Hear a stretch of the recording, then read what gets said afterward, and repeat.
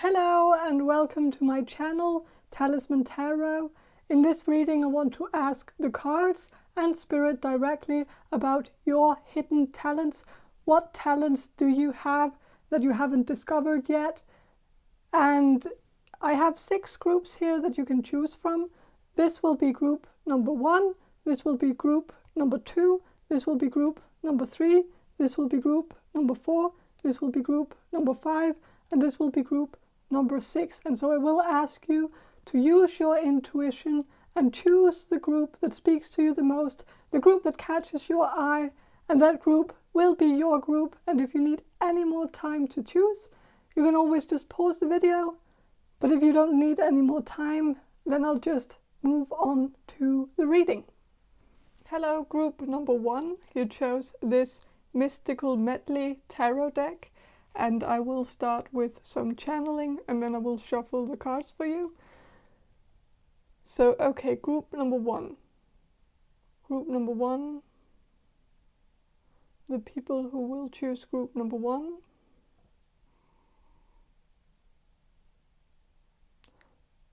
What are group number 1's hidden talents? The talents that they haven't discovered yet.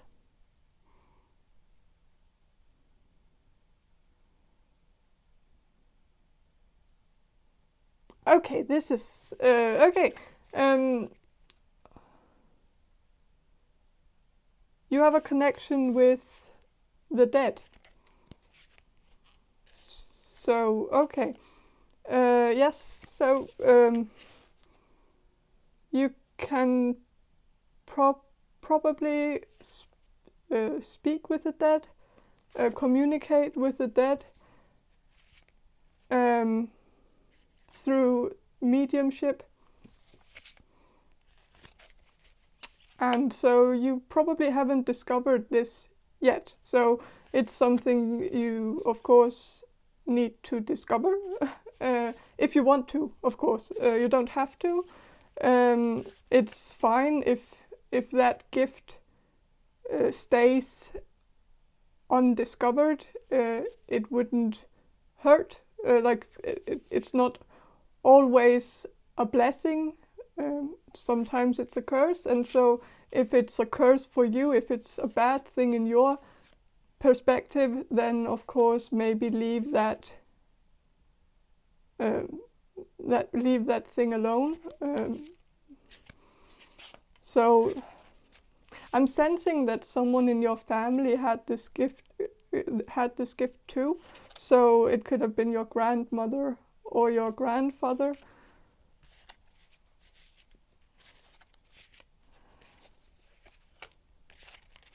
And so, okay, you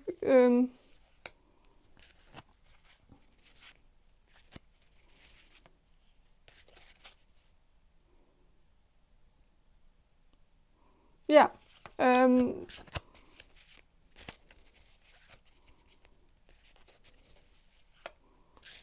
You could probably be, I'm sensing that everything that, even if you don't go all in and start communicating with the dead or doing necromancy or something like that, then you could use this gift in other ways, because I am sensing that you have a special gift when it comes to dealing with death in general. So you could be a good what's it called, a mortician, is that the name of it? Some, you know, who embalms dead people and stuff like that. But I'm also just sensing that you could work in a funeral home, help people who have lost someone close to them, because I'm also sensing that you're good at dealing with death. Like you're good at communicating with the living about death. So to speak. So you can use that in other ways. You don't have to communicate directly to the with the dead. You can also use that gift to help comfort the living, help the living deal with death, help the living become more not comfortable, but more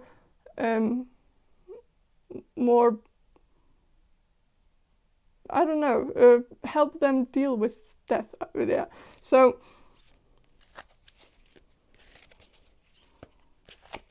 you could also work as a priest, or you don't have to use this talent as like a career path. I'm not saying that necessarily. I'm just saying that you could be a good funeral director or priest or mortician or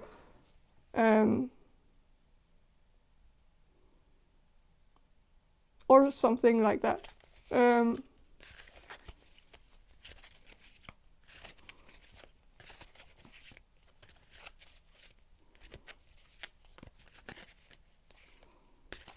You could possibly also write a book about death in general, like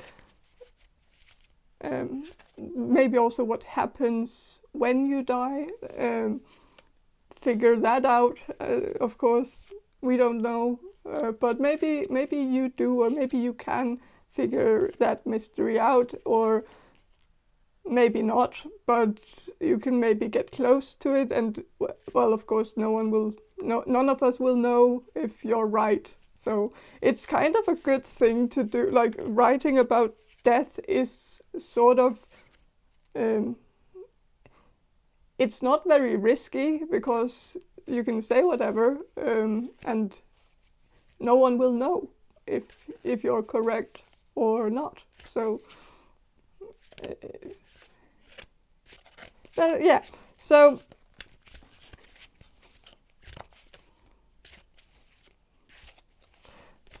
but I'm gonna shuffle and see if the cards have anything to say about your hidden talents. Group number 1. Is there maybe some other hidden talents that you have?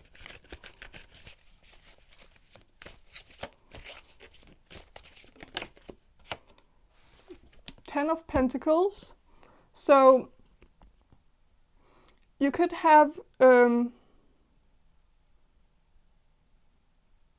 you possibly have a talent that has been passed on to you from someone else in your family. Possibly your parents or grandparents have passed on a gift.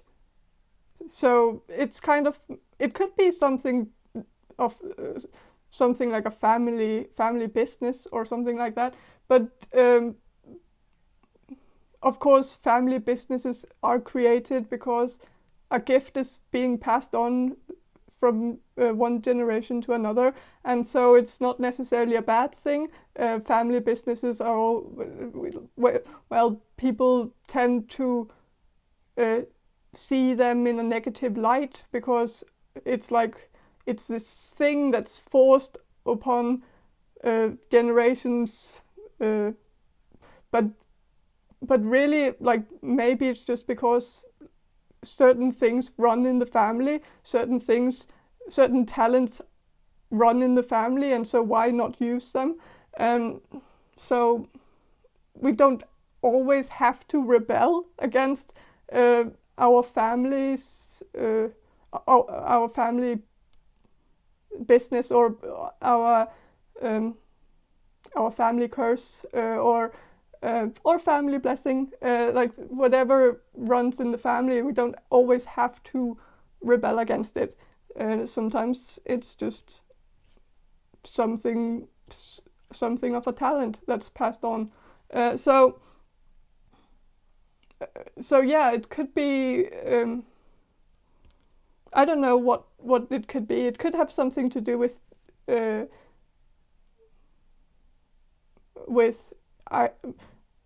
either some psychic abilities, or, as I said before, something that has to do with death, or healing. This could also have to do with healing. Maybe you come from a family of healers, doctors, nurses, people who have healed other people throughout time, and maybe there's a reason for that. Maybe it's not just indoctrination. It could be because you have a talent for healing people. Maybe you can also beat death. So maybe that's the thing about death, that you're able to beat death and make sure that people can live instead of so that they don't die. Yeah, I guess. Yeah, so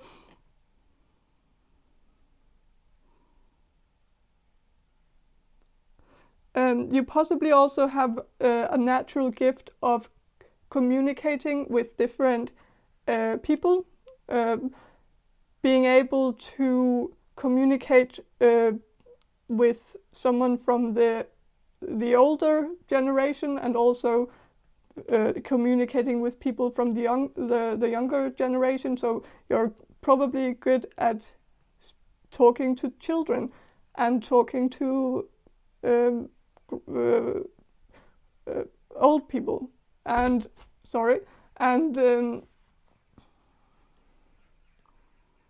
maybe you have this gift of communicating with everyone on the same level, like also across different societal layers. Like you can speak with a homeless person in the same tone as you would the president. Like you talk to people in the same way. Like you don't speak differently to someone who has a higher status just because they have a higher status. Like you're good at just meeting the person as the person is, and not meeting them not meeting their status, like meeting the soul that the person has, instead of looking at their appearance or their status or whatever. So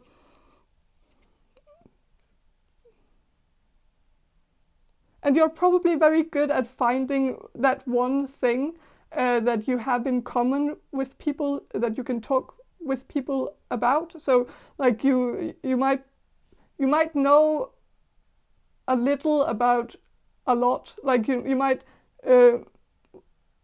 like not like you might know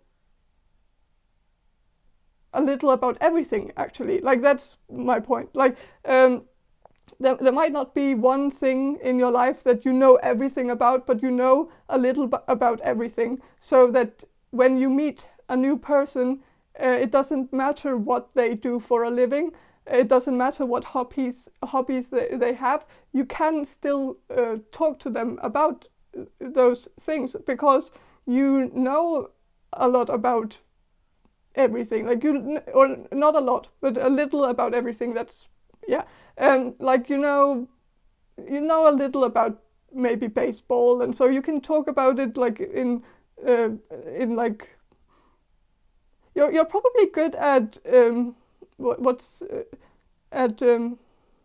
small talk, even though you might not believe that you are good at that. Maybe that's a hidden talent that you are convincing yourself that you're bad at, but really you're actually quite good at it. Like you're good at finding that common ground with people, finding something that you can small talk about, like baseball, or like you can or music. Like you might know a little about every musical genre there is. So if you meet someone with a heavy metal t-shirt on, then maybe you know a little about some bands, and so you can communicate on like a small talk level in a way, like you. So, and that is a gift. That is, it's a gift to be able to relate to everyone in one way or the other. Yeah. Also, with a child here with the booger in his nose, like I think one of your, well, this is not a talent per se, but I think you don't get grossed out easily. That is a talent. It actually is a very good talent, because like you could be a very good nurse or a very good doctor, because I don't think you get grossed out easily by body fluids, blood, boogers, like stuff like that. So that is a superpower, actually, to be able to live through nasty stuff. So yeah, I'm gonna shuffle some more to see what other hidden talents group number 1 has.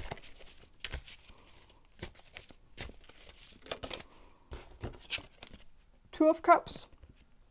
Yeah, so you're good at communicating. You're good at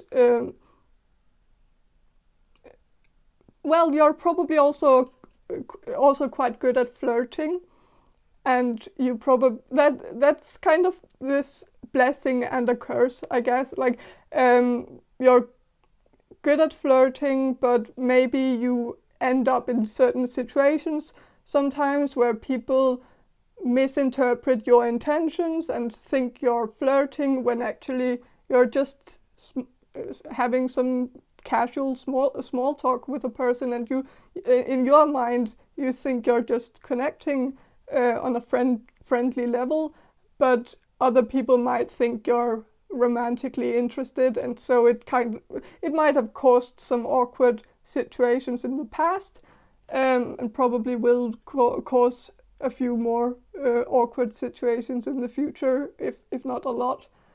So yeah, but it's a good thing to be able to flirt.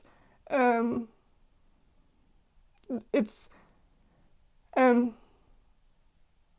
yeah, it's definitely it comes in handy when you need it, like when you actually need it.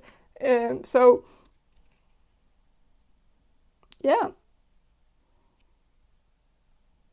I think like you're very charismatic. You're and charisma doesn't have to be like extroverted charisma. Like charisma is also is actually not at all about being like extroverted. It's about being a good listener, about making the other person that you're talking to feel seen, feel not feel cared for by you. Like I think you make people feel very comfortable in your presence. Like people feel very. I think you make people feel very at ease. Like you have a calming effect on people, which is also why it would be a good idea to have some kind of job that has to do with healing, like working not necessarily as a doctor or as a nurse or something like that. Again, it could also be something where you comfort people who are in mourning, or therapy, like working, helping people through therapy, or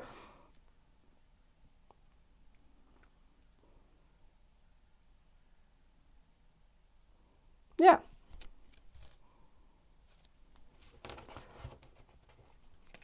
So I'm gonna shuffle a bit more, just to see if there's some more hidden talents that you have. Group number one. Group number one.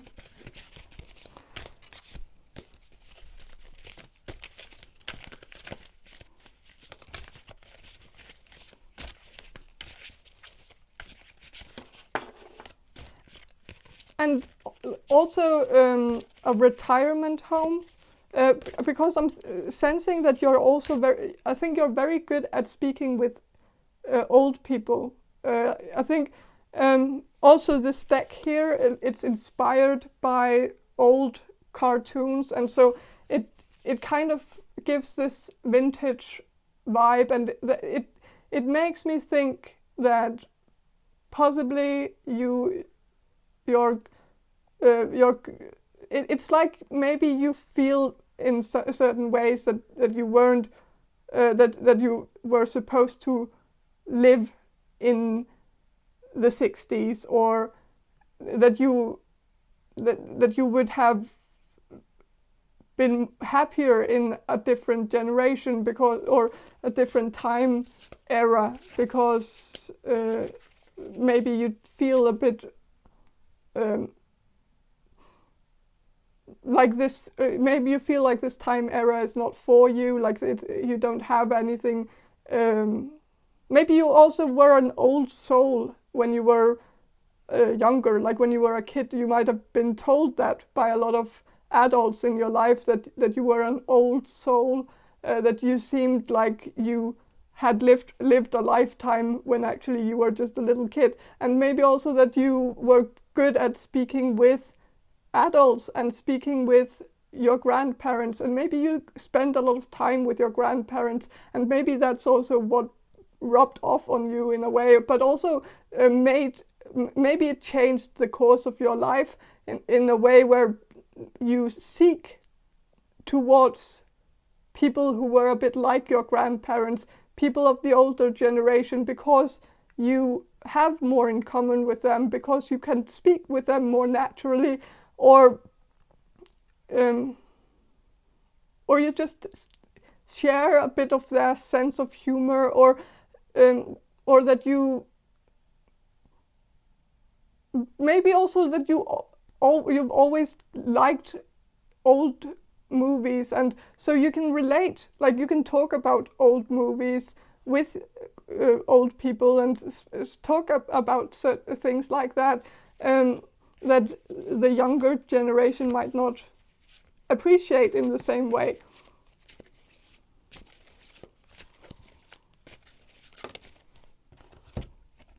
Judgment. So yeah, again,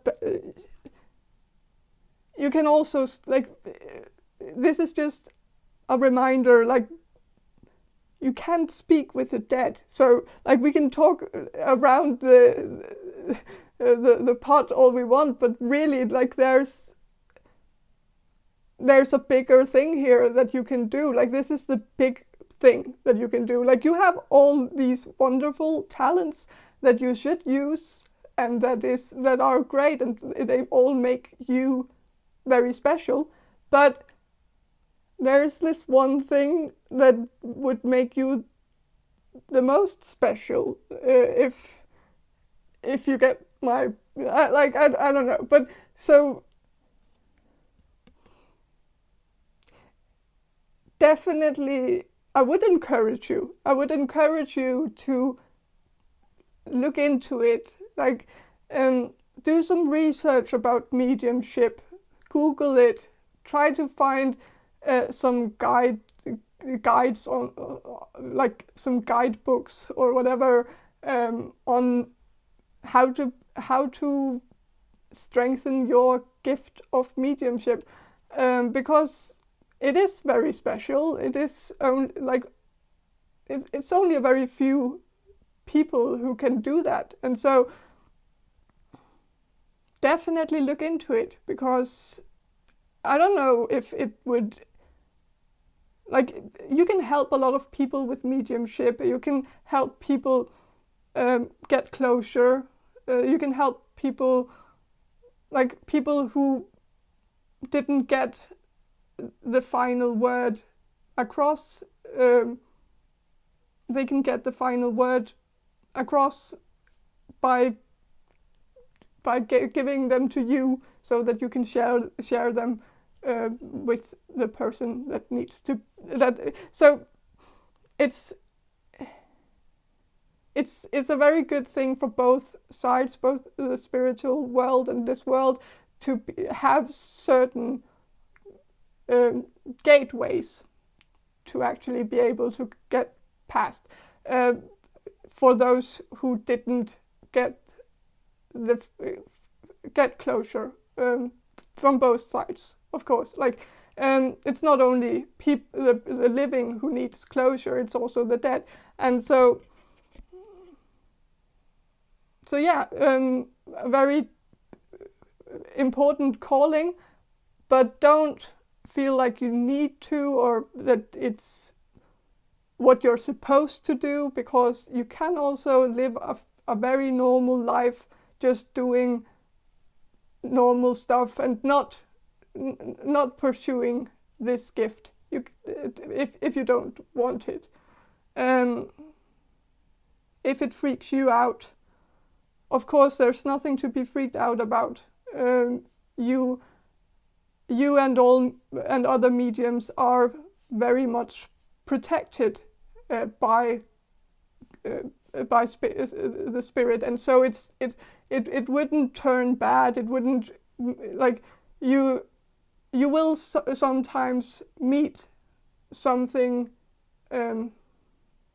difficult. You will encounter difficult things. It's usually very sad sometimes, and of course hearing sad things that's of course sad. It's and sometimes you meet evil people as well. Like, there are evil spirits as there are evil people. In the living, the dead and the living are not different. So like, there are just as many evil spirits as there are evil people, and so it's not any different. So there's nothing to be scared about, because it's not different from this world. But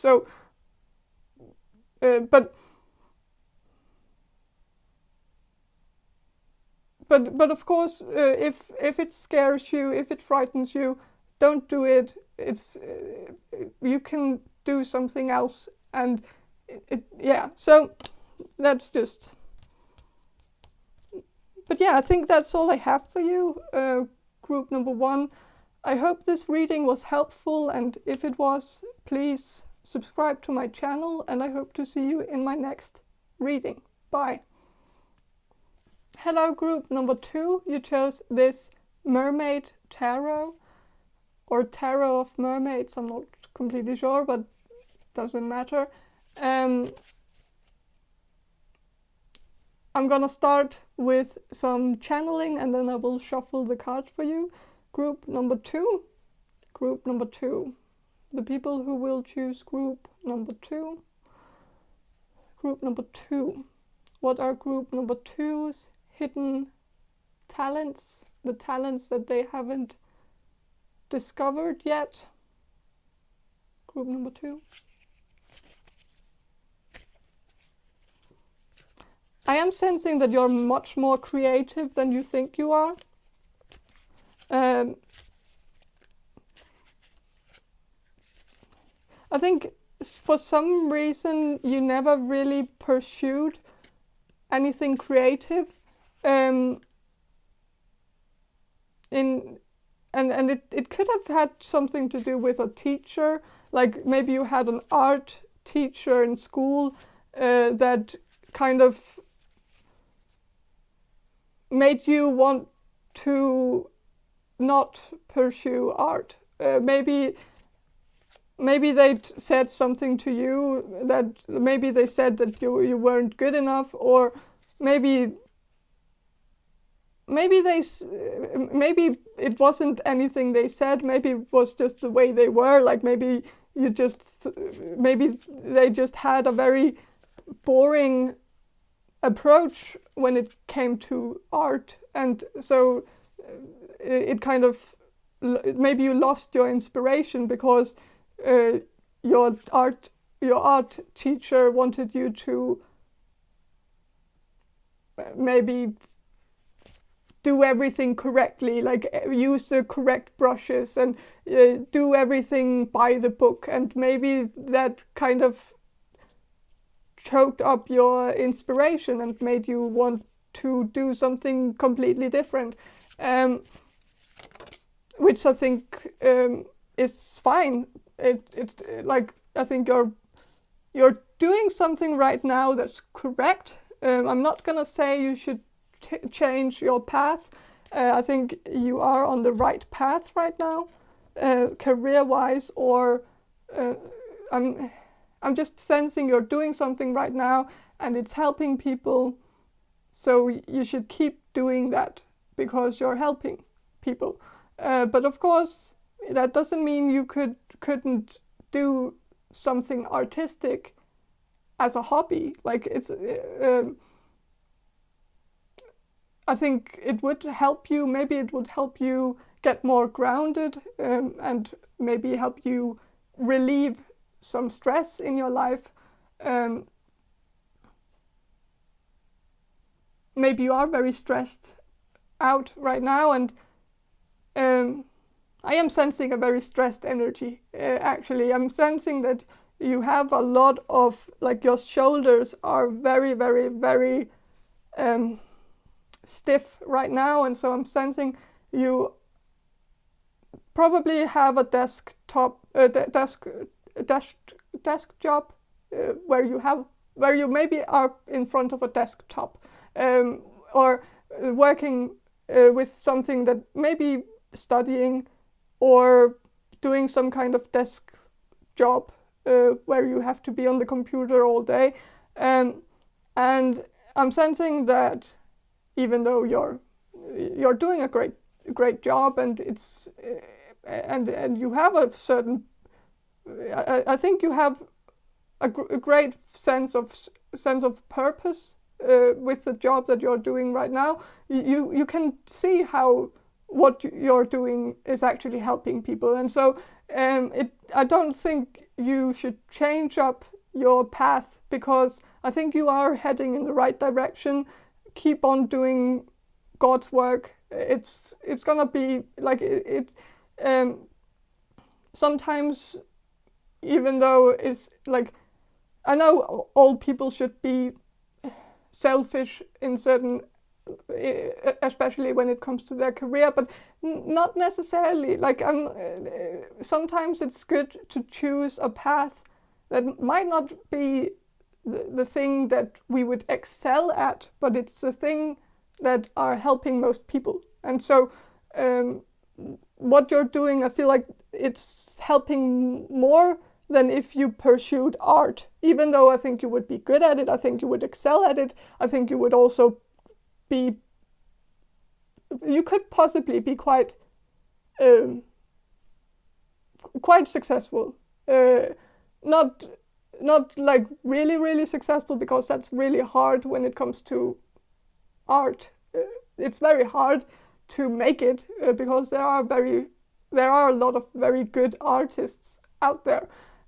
So you're, of course, you could be one of them, but even very great artists don't get recognition. So it's a hard competition.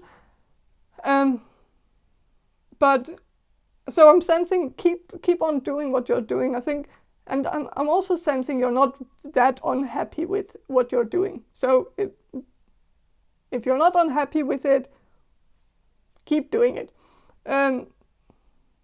Of course, that's not what you asked for. You asked for your hidden talent, so I'm not supposed to talk about your career path. But I just wanted to maybe give you some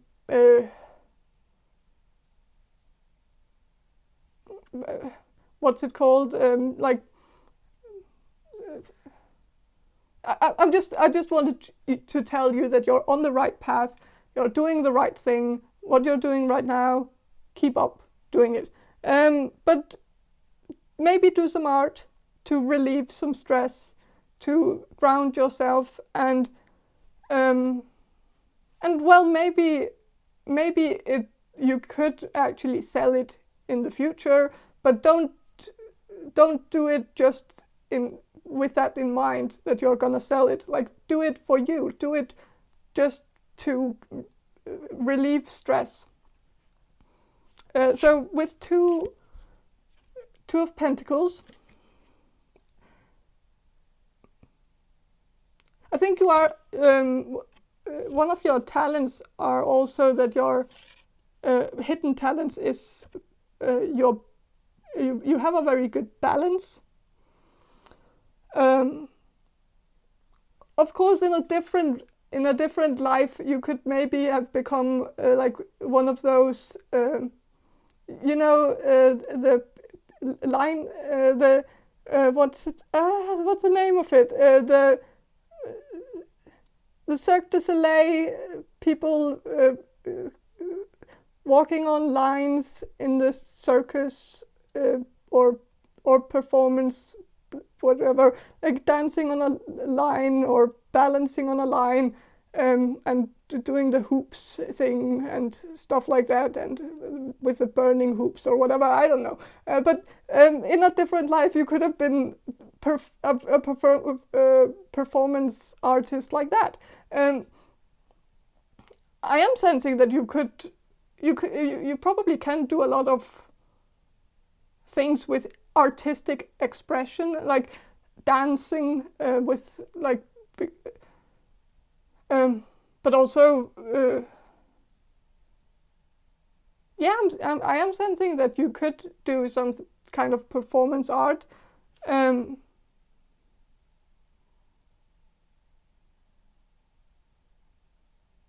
And you could be quite good at it.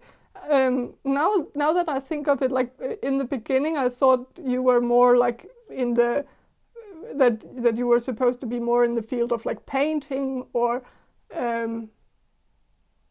stuff like that. But maybe that's not the thing here.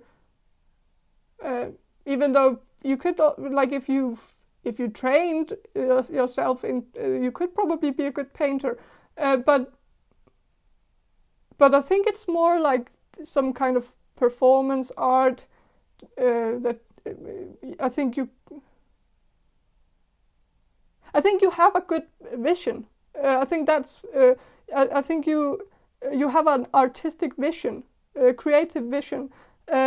So you don't have to be like, and that's maybe why this is a hidden talent, because maybe you always felt like, oh, you couldn't draw or you couldn't paint because maybe like you have a creative vision, you know what you want to paint, but maybe it doesn't translate that well when you do it. Like maybe you're not that good at actually creating with a brush or whatever, and so, but you still have the creative vision. Like you still you get an idea for a painting that is very good, and but you just can't really, don't have maybe the craftsmanship to actually create it. But that's what, like you can create things in different ways. Like you can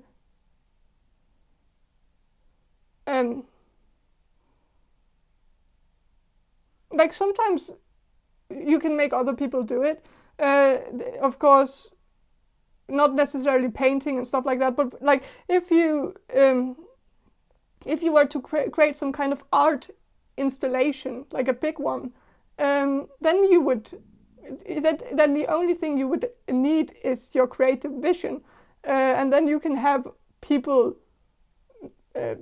carpenters and stuff like that, create the walls and create everything around it. So but it would still be your creative vision.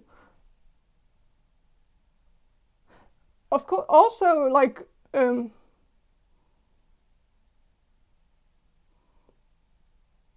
yeah,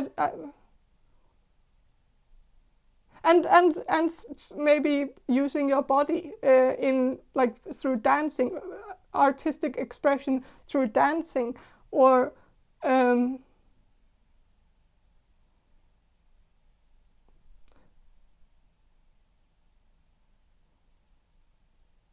but again, this is a hidden talent. It could stay hidden. It does. You don't have to. Like there's probably a reason why you haven't discovered it yet. It might have not been something that has spiked your interest, and so if it still doesn't, then you don't have to. But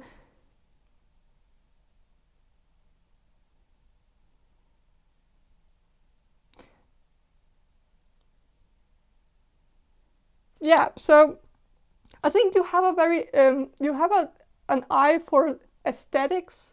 Like you could be good at designing, like putting things together that look good together, and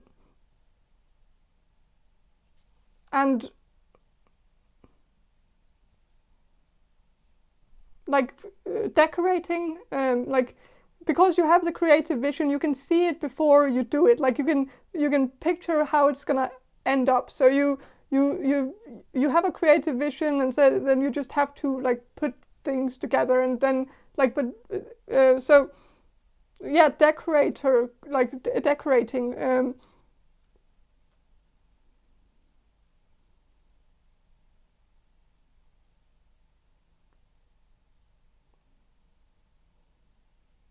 And making things look good, like taking old things and refurbishing them and making them look good, painting old objects, giving them new life.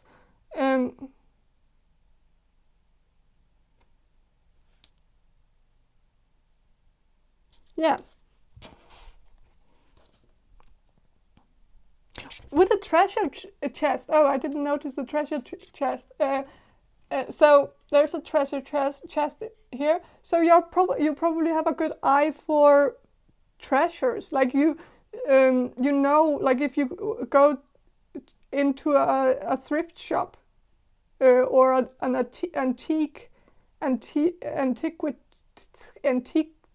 antique shop or whatever,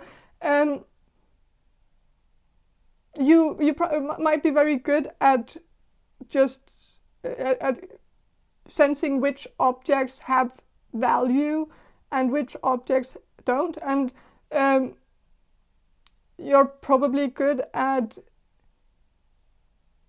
also seeing how certain objects, even though they're ugly at the time, that you can actually turn them beautiful by painting them or by putting some oil on them or making or whatever. I don't know. So yeah.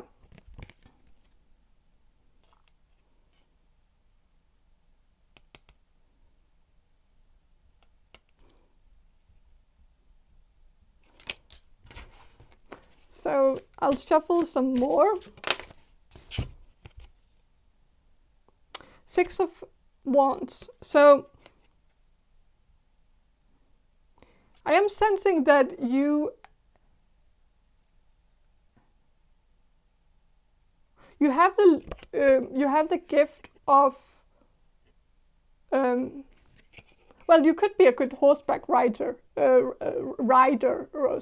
horseback rider.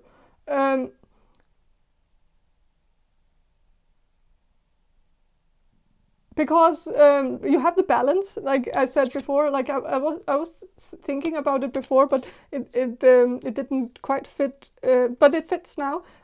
So I think one of your hidden talents is definitely your balance. You probably you probably don't do anything as like right now that challenges your balance. So how would you know?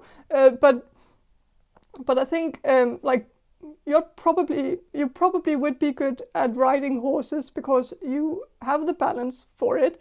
You have the balance to balance on things like walking on thin lines and stuff like that, but also it requires a lot of balance to be able to ride horses.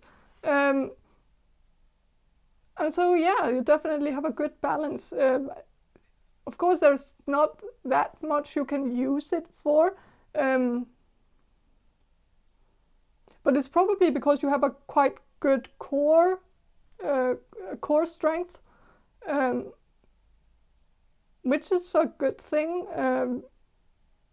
It's probably why you can actually have a desk job without completely like I know you have stiff shoulders, but if you didn't have the great core that you have, you would have back problems too. Maybe you do have back problems, but I think it would be more like you would have more back problems or back issues if you didn't have the core strengths that you have. So it's kind of helping you actually stay in this business that you are in. And so it's yeah.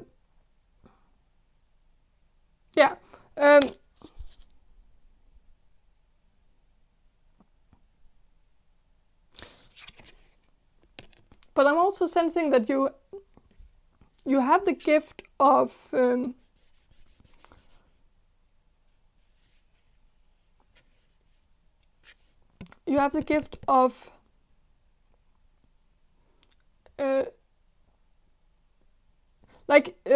you don't look down on people.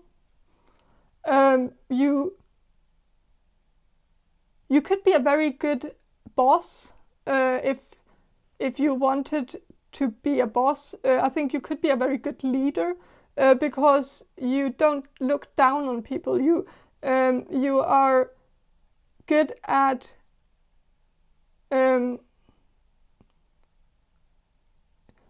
even though like even if you had status, you wouldn't look down on people with lower status because you're good at you're good at just staying on the level, like maybe also going down to the same. It sounds a bit negative when I say it like that, but like I think you go down on the same level as other people. Like if people are on a lower level as you kind of go down to their level and speak with them on their level, which is a good thing because it's like the teacher being able to talk to the child, child student, because they can relate to them, because they try to relate, because they try to talk about something that the kid might be interested in, and like they talk in a way where they know that they will be listened to, because you could be a good teacher because you're able to do that. Like you're able to put yourself in other people's shoes. Like when you talk to a child, you kind of remember how it was to be a child, and so you know what the child is feeling and thinking, and so you can adapt to that, and you can relate to it, and you can of course sometimes you might get on the same level as someone who's on a very, and again it could be a blessing and a curse. Like sometimes when people are being petty towards you, you might be the type of person who becomes just as petty back, and like I think like it's not unusual. I do that too. I think most people do, most people have the tendency to sometimes stoop to other people's level when we shouldn't, and So, but it's also a blessing. Like it's a good thing to be able to actually mirror other people, like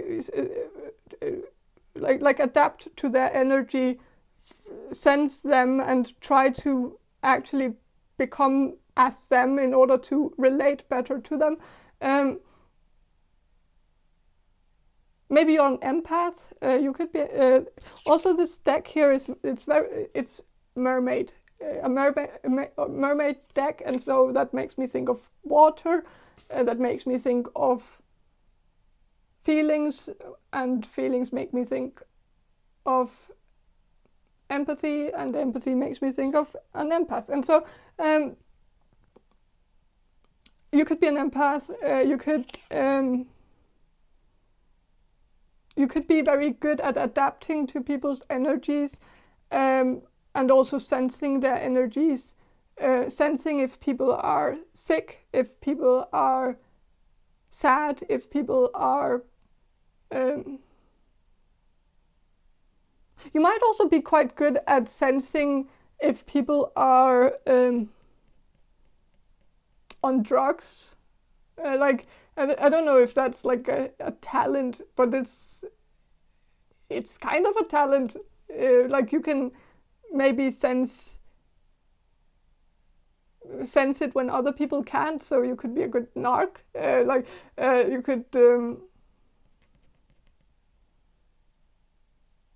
You could work in also water makes me think of mysteries, and so you could be a good a good mystery solver. Like you solve the mysteries, you can see what's happening underneath the surface. You can sense if people are lying to you, and so maybe you're a natural born lie detector, and I don't know. You probably can sense people's energies. Oh gosh. Try to ignore it.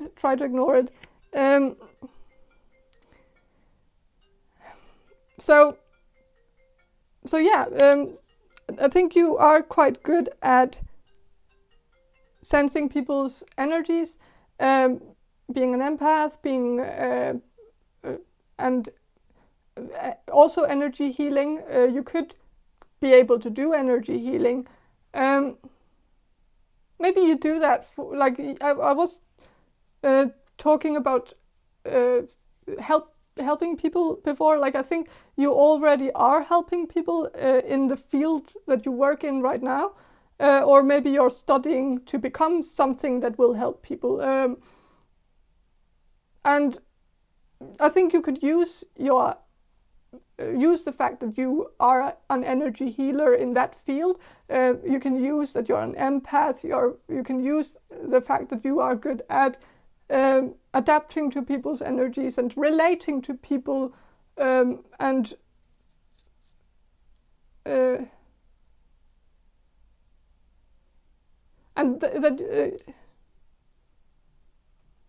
yeah.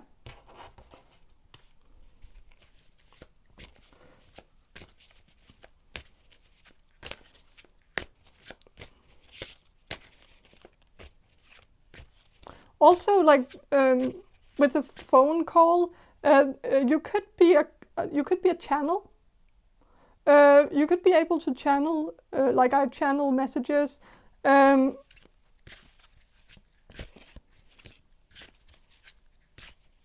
Maybe you already do. Like maybe some of you are tarot readers or psychics or something like that. Or healers, or maybe you're thinking about doing that, and so maybe you should do it. Maybe that's why you're on the right path. Oh gosh, stop. Okay, sorry. Yeah. Okay, so there could also be something about music, I guess. Like maybe you're maybe you're good. Maybe you could be quite good at musical expression. I was talking about creative expression, so it might make sense that you could be good at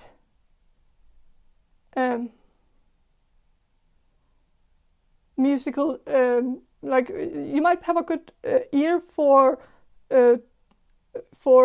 music, like ear for tune. Like you can maybe tell if people are in tune or not. Like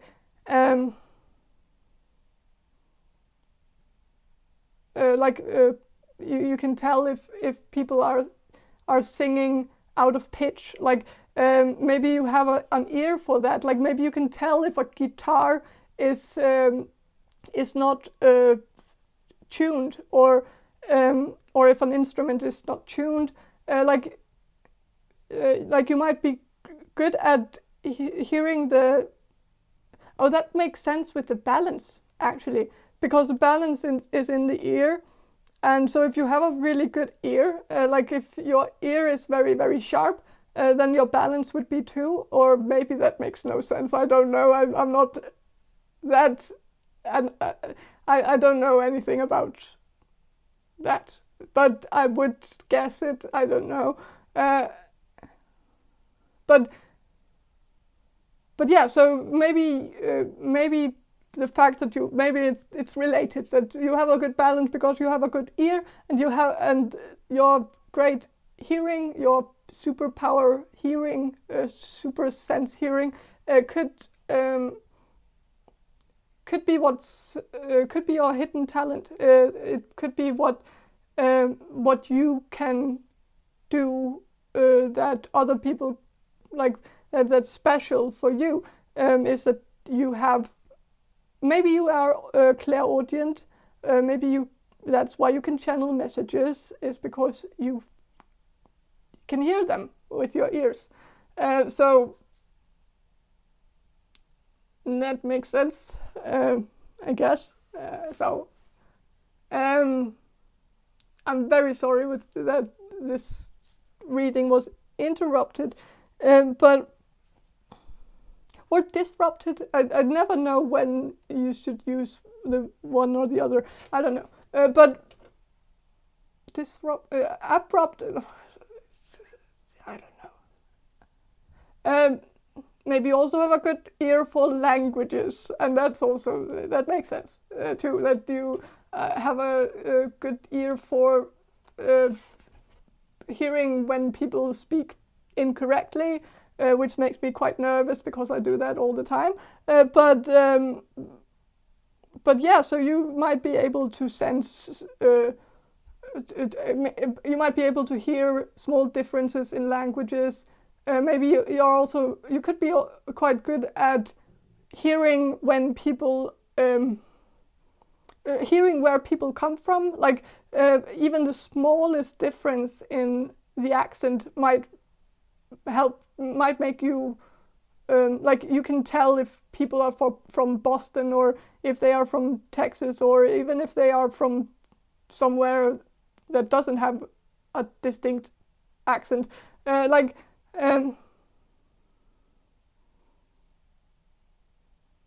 So yeah, and it's because of your ear. Like it's the ear that holds all the power, I guess. Do some. I realized recently that there is a thing that's the ear chakra. I didn't know there was an ear chakra, but apparently there is. And so maybe do some research about it. Maybe figure out if there's some ways that you can strengthen your ear chakra, even though your ear chakra is probably very good, since it's but maybe there's something more you can do to strengthen your ear chakra. Yeah, I don't know. So with the Queen of Wands, you could be your hidden talent could also be your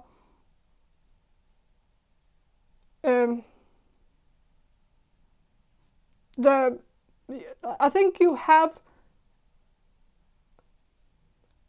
an intuition that's more like it's more it's more instinctual than intuitive. You are an intuitive. I'm not saying that, but like I think you have something more. I'm looking for a word. In Danish, we would call it urkraft, but you don't know, so it doesn't matter. But it's like this power that was from the very beginning, like the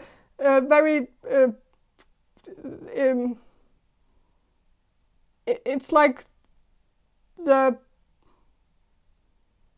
something very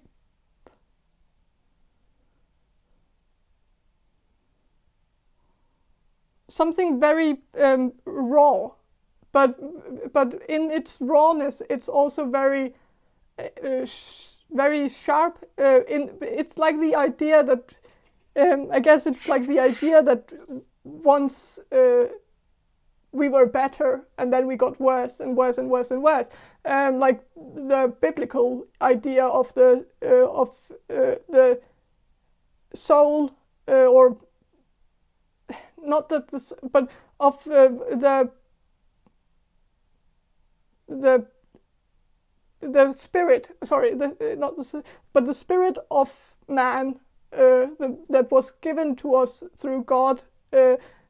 God blew it into our mouth and whatever. And that this spirit that the first people had, that it got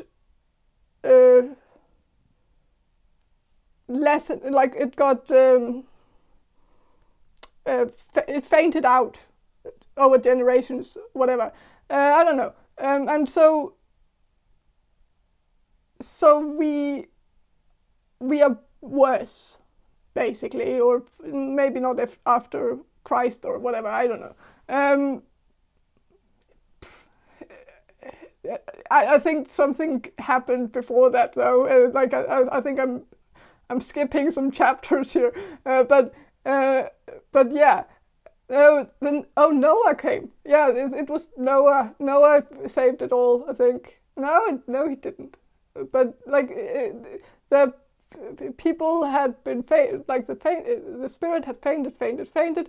But Noah, that was Noah was the one that was still pure spirit. Like he was one of the few that where the spirit hadn't fainted out, and so God took him out and wiped all the others away, and then just started over or something.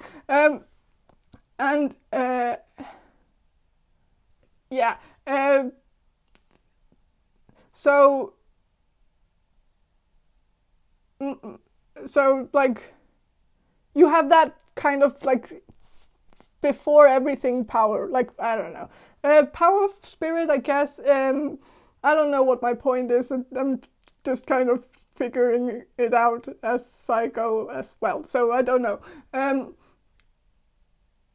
I think you have some kind of like power that's more instinctual. It's more like everything. Like it's like this. It's a raw thing. Like it's not. The intuition is a bit finer. Like it's a bit more like fine wine. It's like this thing that has been it's become better over time. intuition becomes better over time, while instinct becomes worse over time, or I don't know. It doesn't.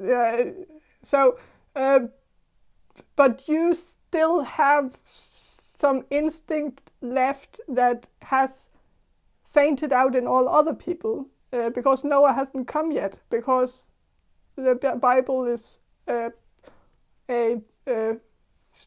it's like a prophecy, and so it's not happened yet, or something. I don't know.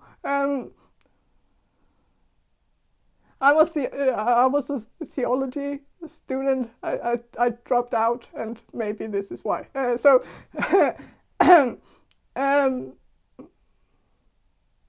I'm not even kidding. But yeah. My point is, okay, your hidden talent is that you have some kind of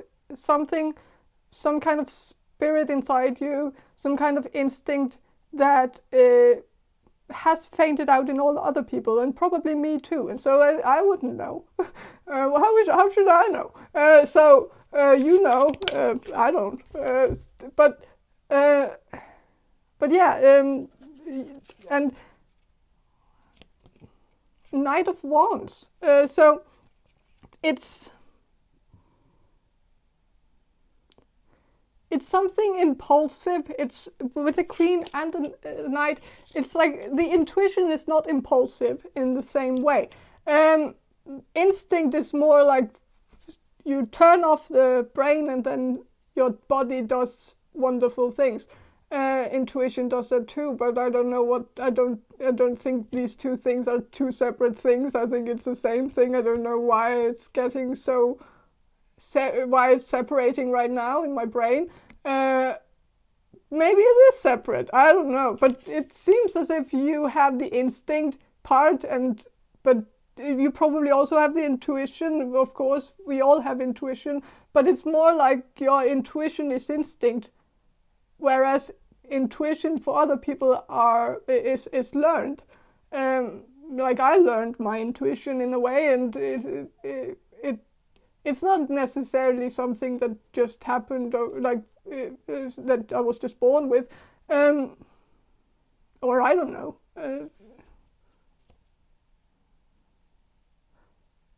But yeah, it seems as if you have some kind of instinct. Yeah. That's nice. It's nice to have some instinct. I don't know. Yeah. And it's probably more impulsive. Like it's the thing that makes you do certain things that seems like a bad idea at the time, but as time passes, you realize that it was actually a really good idea. And yeah, I don't know. I want to shuffle some more. Okay, 3 cards came through. The Tower. I think you have a chaotic ability. Okay, so it is a chaotic ability. You have this instinct. Instinct is chaos, of course, because chaos was the first. Out of chaos came whatever. Came cosmos. Came out of chaos. So chaos is, of course, the first. So it's very pre whatever. So yeah, you have a chaotic energy that is chaos, but it's kind of this. It's a guided chaos, or it's this divinely guided chaos. This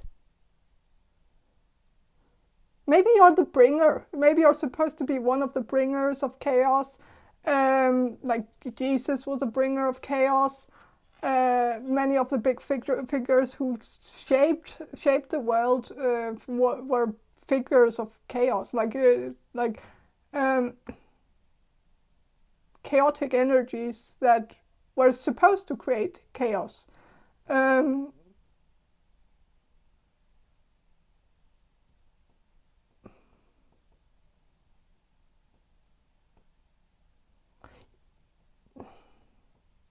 You could be a prophet. I don't want to use that word because it's a bit like, but you have some prophet energy here. Not that I would know what the prophet energy is because I haven't encountered it. I don't know what distinguishes like a prophet from all the other psychics. It's of course a more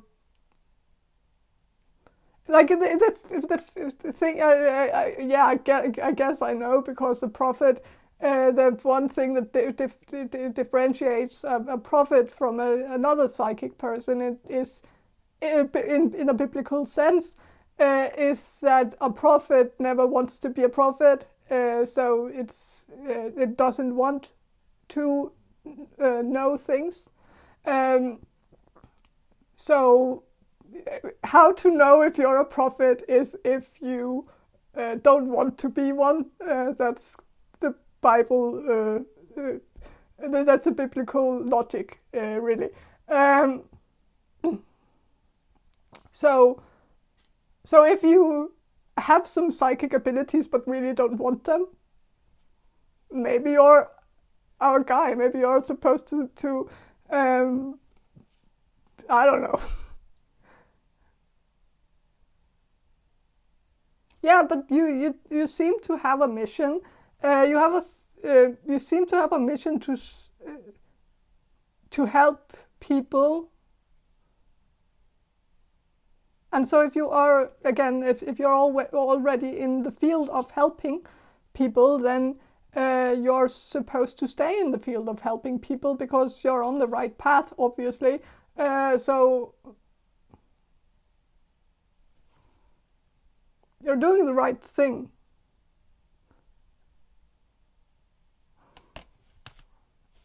But yeah, it's supposed to. You're supposed to start some kind of chaos. I don't know what it is, so maybe these cards will tell me. So, 3 of Wands, 6 of Cups. Okay, 3 of Wands. Yeah, so maybe.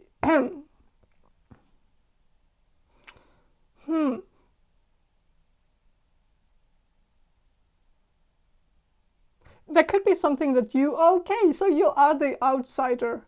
Okay, interesting. Okay, you're the outsider.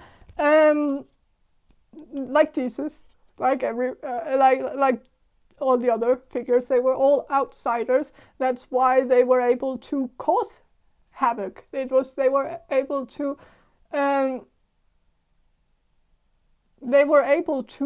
steer the pot because they were outsiders looking in. They saw it from, like, they were able to see clearly what was wrong with society because they were outsiders of the society, outcast, not a part of society. Like Jesus was not supposed to be a part of society. He had a death sentence on his head before he was even born, and so he was never supposed to be born. And that's also why he is the outsider of the world, or he was the ultimate outsider of the world, was because he was never supposed to be in it. Someone was trying to kill him before he got born. And so ultimate outsider, you have that outsider energy too. Not that you were not supposed to be born. Maybe you weren't. Maybe someone tried to not. Maybe someone tried in some way to end your life before it even began. Don't think so. That seems a bit dramatic. But yeah, but you have some outsider energy. Maybe you've always felt like an outsider in society, in your school, in like you were the odd man out. People didn't really, even though you have the ability to relate to everyone else, and that's also like the blessing and the curse. You can relate to everyone, no one can relate to you, and that's yeah. That's always an unfair gift to have, to be able to connect with people, but everyone else, like you're able to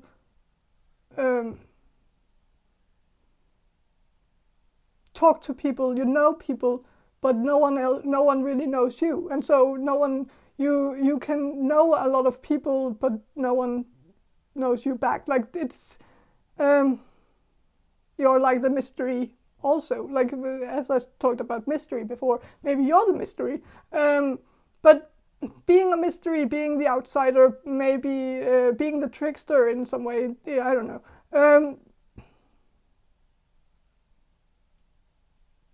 You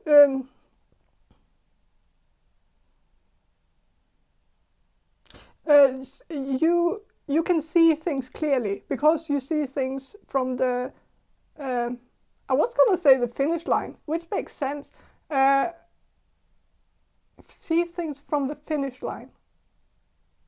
Maybe you died. Some of you, it may be a very specific message, but if some of you have already, like if you died for a moment in the past, but were resurrected, of course, because you wouldn't be here if not. Then maybe you were resurrected after dying for a short amount of time.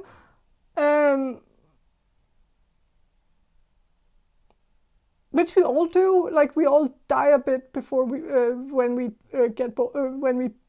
are born. But some people get another experience in their life where they die a bit, and then maybe some of you experience something like that. I don't know, and so you might have all like I always picture like the finish line as like that we have of course our higher self, and that this higher self is on the in the finish line. That is us when we die, because death and it's the same thing. Yeah.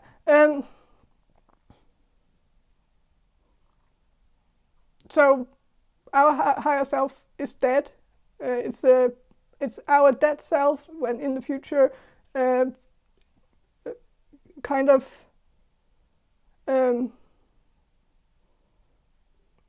Yeah, it's a work in progress. I haven't quite figured it out, but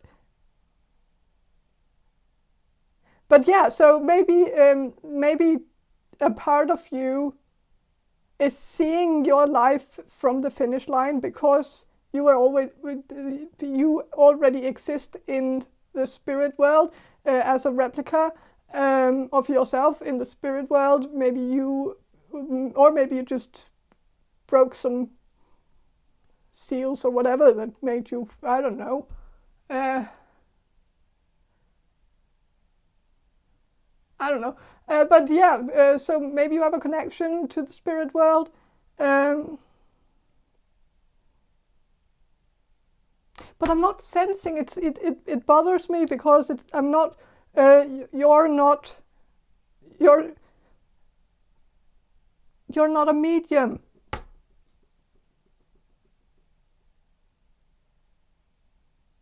You're not a medium. You can't communicate with the dead. Maybe you can. You can communicate with the dead. Okay, so you can communicate with the dead, but there's something like it seems as if it's kind of funny because the first group, they could also communicate with the dead, But that was like this significant, like it was their talent of talents. In this reading, it seems like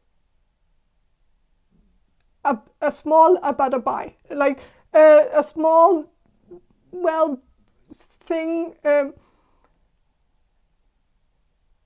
that, oh, you can also do that, like, and so putting that in a whole perspective seems as if you have a bigger mission than speaking or than communicating with the dead, than practicing mediumship, that it's not your path.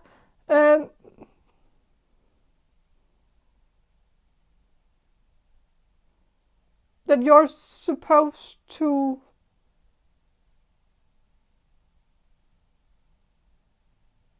it's more specific. It's like a prophet. Like a prophet is specifically supposed to get one grand message, and that's it. And that's one perfectly clear message, and that's the message that they have to deliver to people.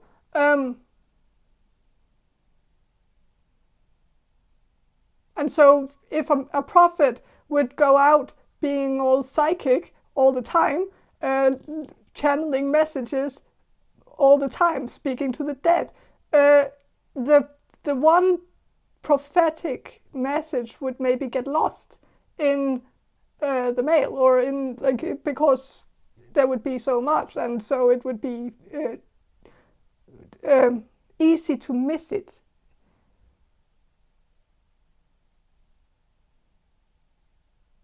I don't know.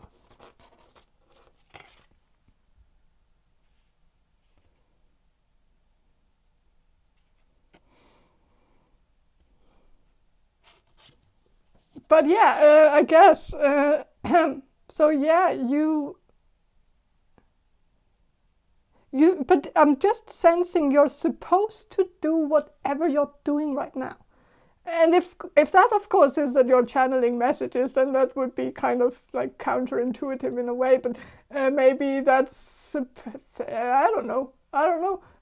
But at least I'm sensing that for most of you, if you're not in the business of communicating with spirits or with the dead, if you're doing something else that's healing work, like helping people get some whatever, helping people with certain things, being a help to people, being a servant to people in a way that's for the greater good in some way, then just keep doing that, because when it's time to get that message, you'll get it. You don't have to, again, it's instinct, it's not intuition, it's not, because instinct is from the first, like it's the first. So going through life by just, I don't know, but I'm just sensing that it's gonna be delivered to you. You don't have to practice your gift in order to be able to hear it clearly when it comes. Because it's so already it's already, I don't know. You have the gift. You don't have to train it. And you don't have to practice it.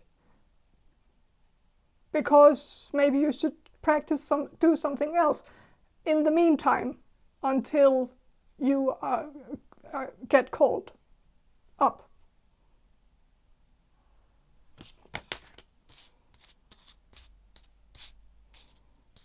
So, 6 of Cups. So,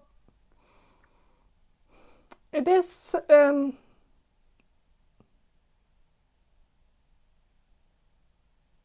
I think, yeah, it's your hidden talent was something you were born with.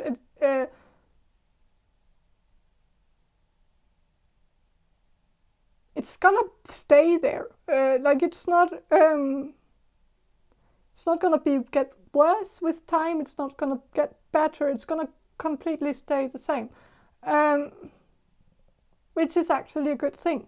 You can't train it, you can't do anything to make it better. I don't know. I feel like I'm gatekeeping because I don't want I don't want to say that like you shouldn't channel messages. You shouldn't be a channel when you obviously can do that. Because why would I want to do that?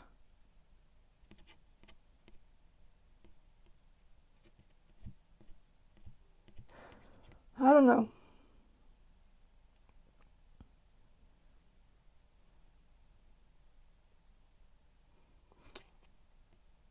With the Six of Cups, I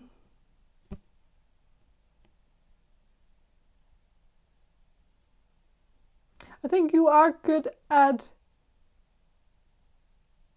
like, you're the fool, not a fool, but the fool. You're a pure person. Like you have this pure, maybe a bit naive, not in a bad way, in a good way. Naivety is not a bad thing. It's again, it's like what God wants us to be. He wants us to be like children. He wants us to see the world as children, because when we see the world as children, we can see it clearly. We can see what's wrong with it. We can see what needs to be done, what needs to change in order to make the world a better place for everyone. And that's the childish naivety that goes away with time as we become adults, as we start figuring out that is unrealistic, or that the world will never change, that everything is going to stay the same, and that there's nothing we can do about it because we are just one little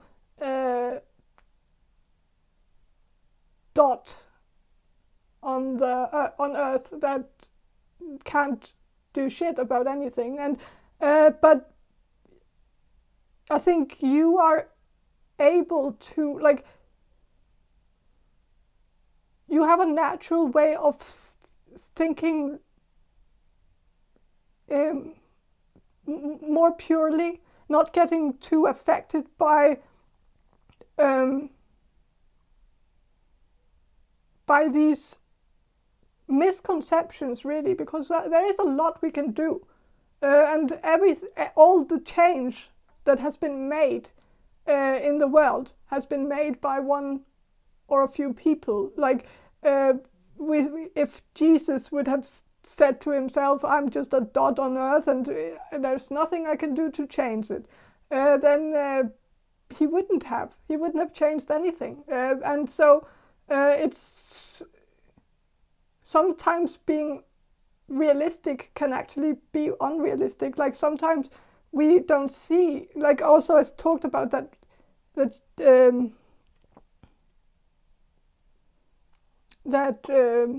vision, like you have that vision. Maybe you have visions, okay, but I'm also just getting that you have like you're a visionary, like you can see that what you can accomplish very clearly, like you know that you can have a great impact. You just have to take the steps to do it. And I think, but you're already doing a good job right now, and so, like again, you are on the right path, and so it's not like you should do more than you're already doing. But yeah, but I'm gonna end this reading here, because this reading has been over 1 hour now, and I feel like I'm boring boring you all to death, and so I don't want to do that. But yeah, I'm also sensing that it's kind of like I think it is done. I can't really figure more out because I think you need to figure the rest out. I can't because I'm not a prophet. I'm not. Yeah, so yeah, I think that's all I have for you. Group number 2. I hope this reading was helpful, and if it was, please subscribe to my channel, and I hope to see you in my next reading. Bye. Hello, group number 3. You chose the Grunge Tarot, and I will start with some channeling, and then I will shuffle the cards for you.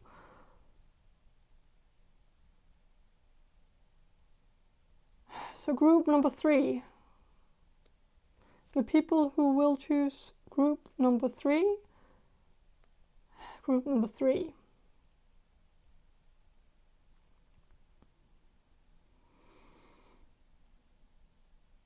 What are group number 3's hidden talents?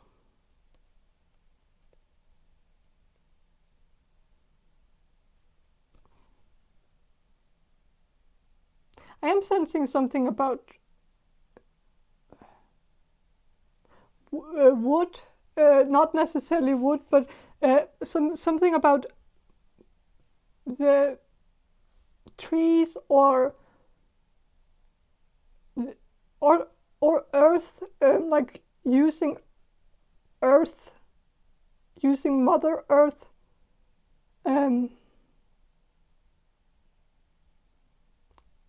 carving wood,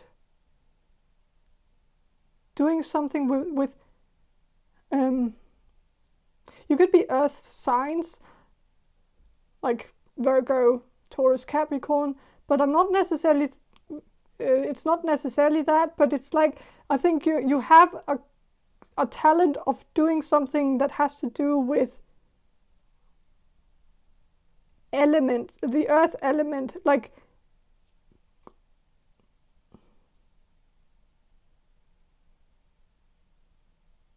you could have green thumbs or green fingers or whatever.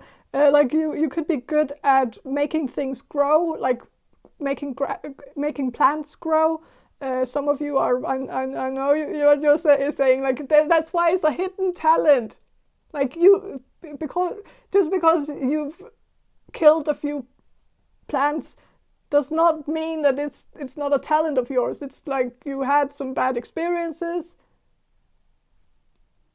That doesn't define you, like it doesn't, and that's why it's a hidden talent. It's something you can do, but you've convinced yourself that you can't because you had some unfortunate events going on, and of course you can't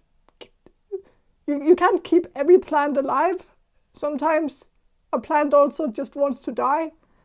Sometimes it's not your fault. Sometimes plants have a life of their own, and if they want to die, there's nothing you can do to stop them.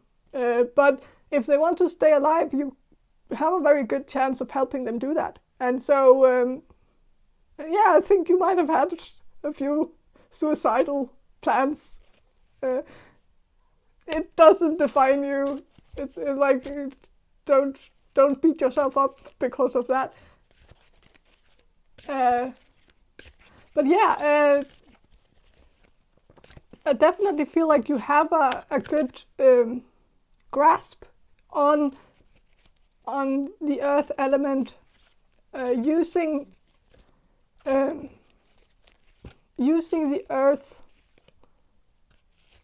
Also, you could possibly use the earth in some way.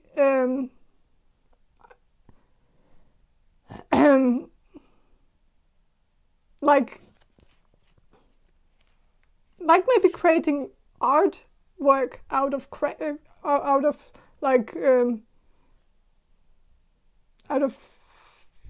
wood, or you could have the power of like reading wood.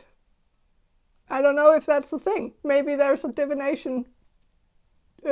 Maybe it's a form of divination. Maybe there are certain people who can read something out of the pattern. Of course, you can, of course, count the circles and know how old the tree was. But that's not what I'm talking about. Everyone can do that, so it's not the talent. But maybe there's more to it. Like maybe there's more to just counting the circles. Maybe you can actually read more. Maybe this is a divination form. Maybe you can tell something about not necessarily just the tree's age, but also what the tree has seen, as in Game of Thrones and stuff like that. But not necessarily just that, but by seeing maybe certain events or certain things that has happened around the tree might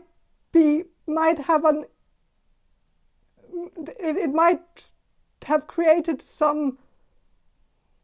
I don't know if this is a divination form though. Maybe it's just science. Like maybe it's just an already discovered science that people use all the time, and maybe I'm just talking about something that everybody knows but me. But yeah, maybe you can read some patterns and figure out what happened around the tree. If something freaky happened, if there was a murder, maybe it would have affected the circles. I don't know. Trees have a life of their own. If they are sad, maybe they get sad if they see someone get murdered, and maybe the sadness will be maybe you can see it in the circles. I don't know. Maybe you can. Maybe I can't. Maybe it's your talent. Hidden talent. Maybe it's supposed to be hidden. Maybe you're not supposed to do this. Like, there might be a reason why it's hidden. Like maybe people would think you were crazy if you did that. But I don't know. It's just something that came through.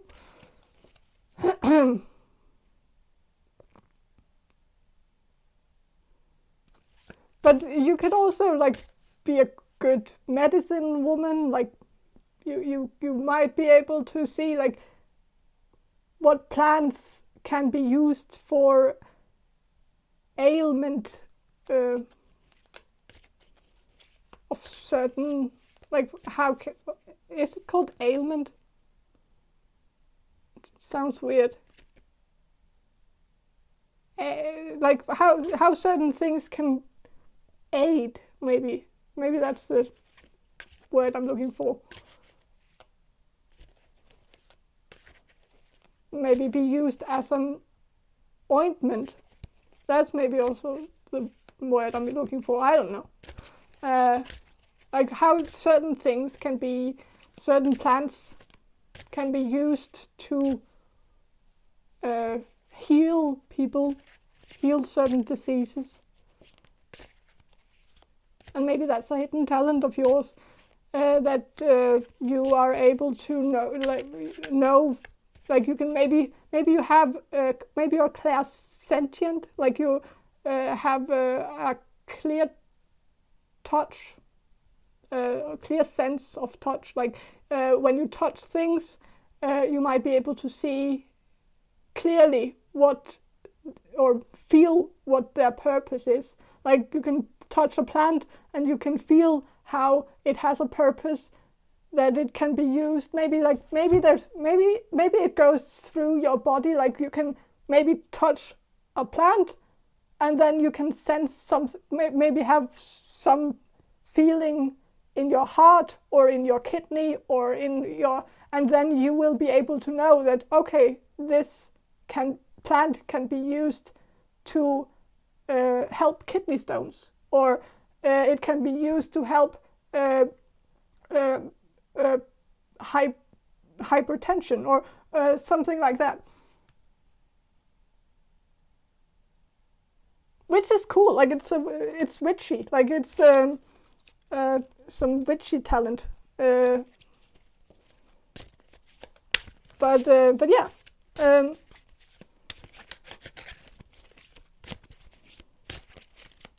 I'm gonna shuffle the cards and see what comes out about group number 3's hidden talents.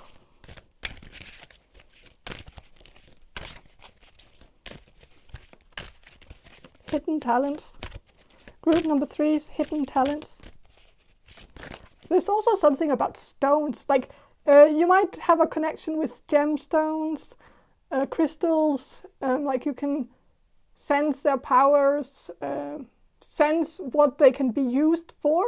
Like you don't even have to like Google it. Like you can have a stone in your hand and you will know what the stone's purpose is without even reading about it first.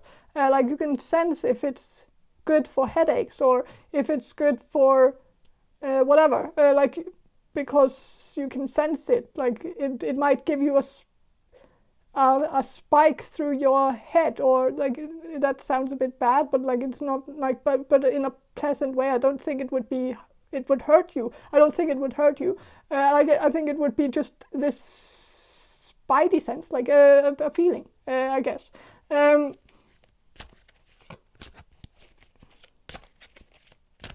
Maybe you have a spidey sense, like maybe you have a sense that also that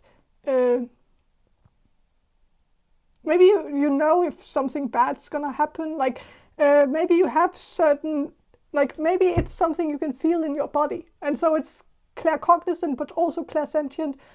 So I'm sensing more that it's clairsentient than claircognizant, but like maybe your body tells you, like you can sense in your body if something bad is going to happen. Like you might get some kind of feeling through your spine whenever something bad's going to happen, or you might get like this strange.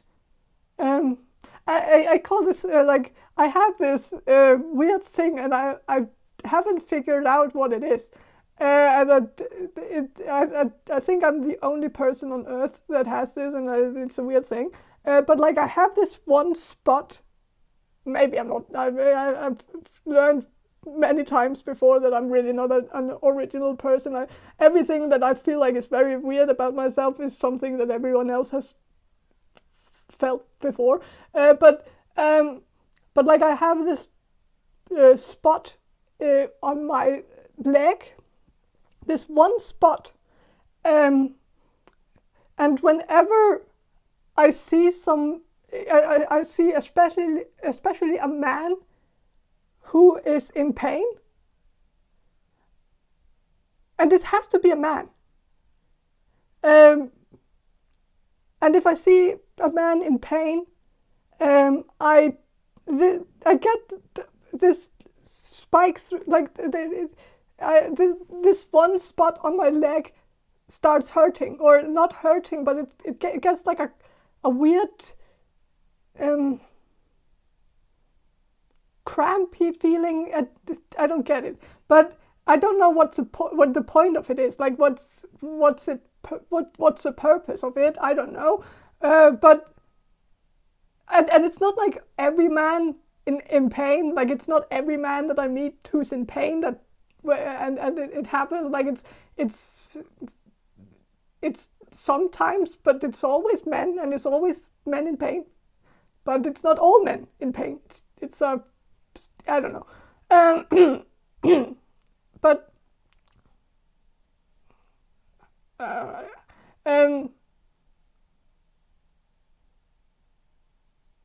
yeah. So you might have certain things, certain triggers on your body that goes off whenever you're in a very particular situation or like your body maybe your body communicates with you in a way that is also a bit prophetical, because it tells the future. Maybe sometimes, like, you can sense something, like maybe you get cold and then something happens right afterwards, like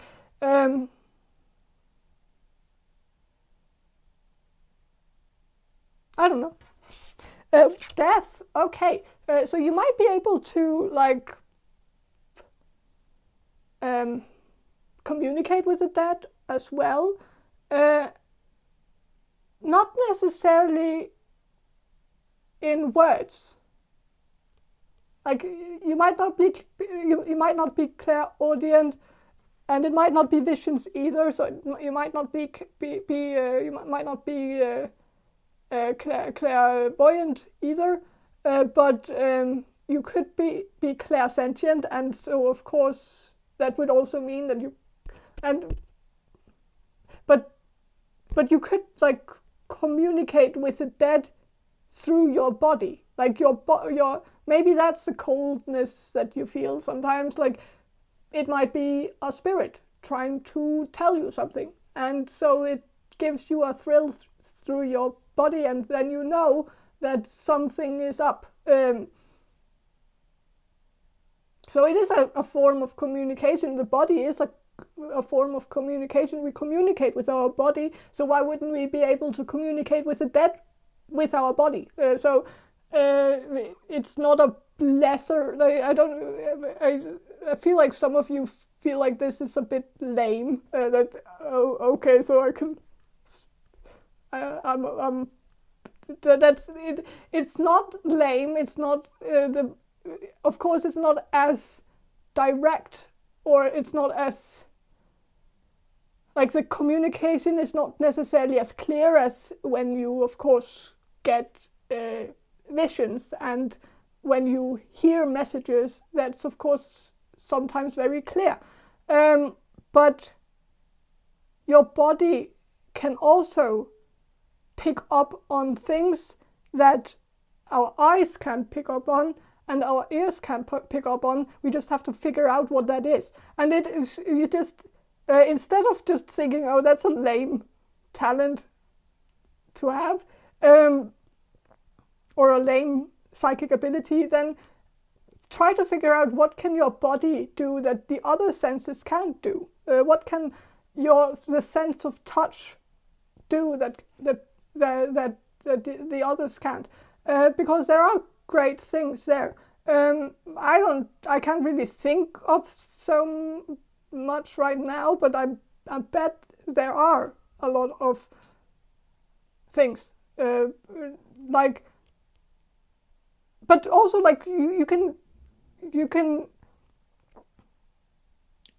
like, there are certain, like, of course, if a spirit would communicate through your body, or to you through your body, I mean, then of course it would have a lot to choose from. It could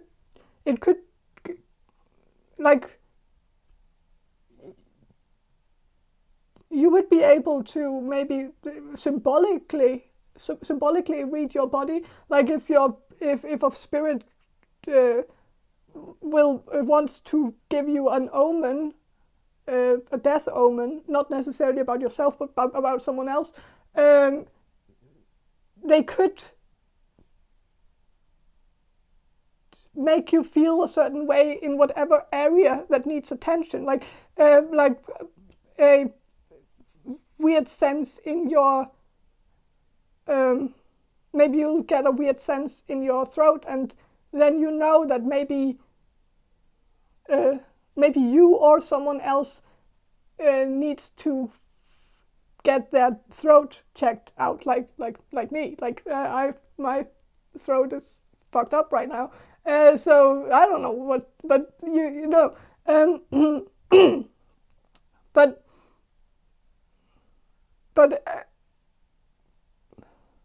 like, you know, sympathy pains, like, it is a real thing. Like, it's a cool thing to be. Sometimes it's a good. Sometimes maybe we are able to sense pain in people that people haven't even realized that they have. Certain people might go through a lot of years without even realizing the pain that they are having, like because they are repressing the pain, or because of other things, like I don't know. So they might not even realize that there are certain parts of their body that needs attention, and so you could maybe sense that and sense, okay, you need to get whatever checked out because you're in pain, but you don't realize it because maybe also because certain people have a low or a very high pain threshold or whatever, like they can experience a lot of pain without even realizing. And so it's good to have someone around who actually can have that sympathy pain, so that they will know, and so they can tell them. I don't know. But you're probably able to sense if someone is sick or if someone needs attention, like medical attention, which is a gift that can come in handy.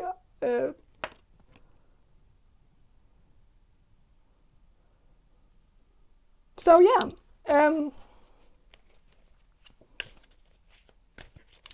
what else?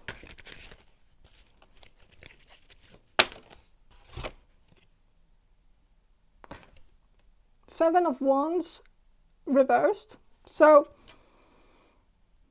I think you are one of your talents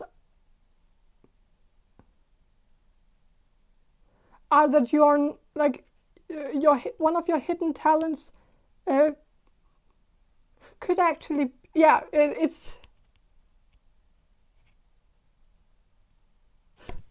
okay. So that's an interesting thing. But like when Seven of Wands is upright, I would actually characterize it as someone who has a high pain threshold, who's able to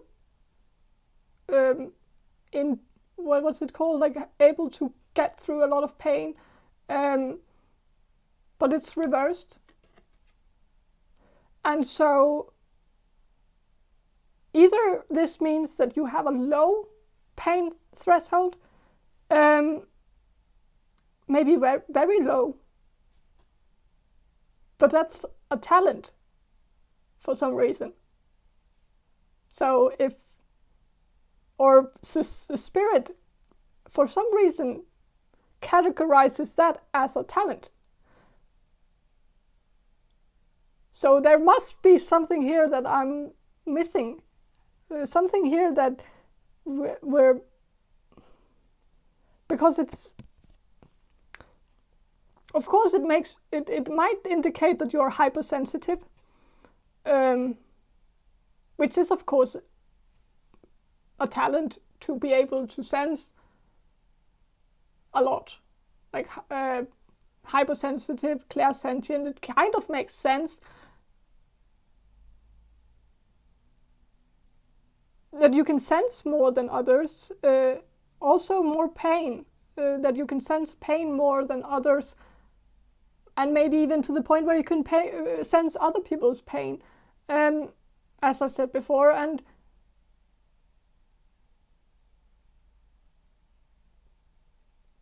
maybe it's because you are sensitive to pain, but I'm also like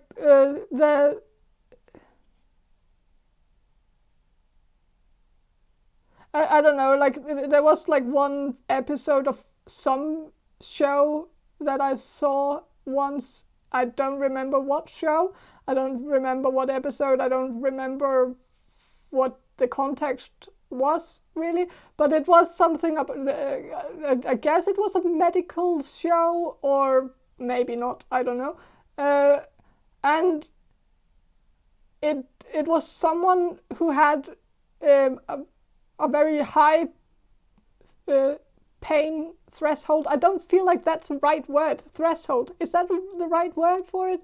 Like, but the people who can have a lot of pain without feeling the pain. Like, I don't know what the name of it is. It doesn't matter, but it just bothers me that I don't know. But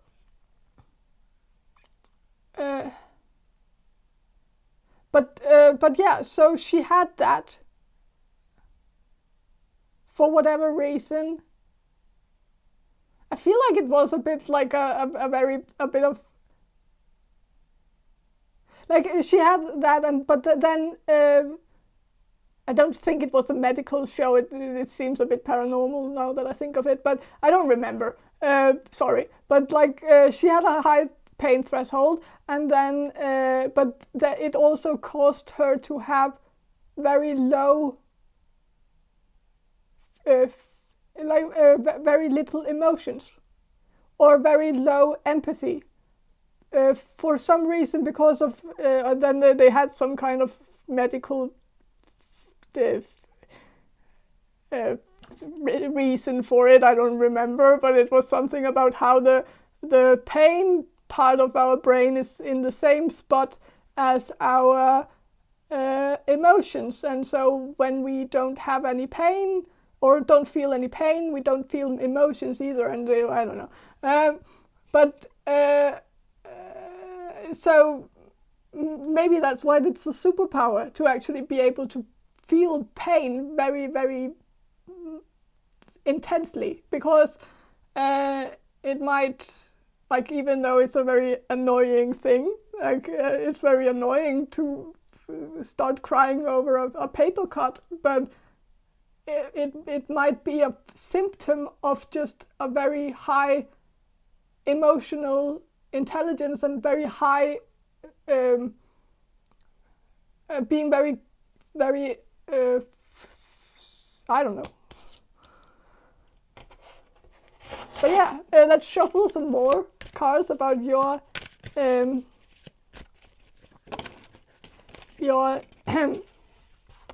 hidden talents.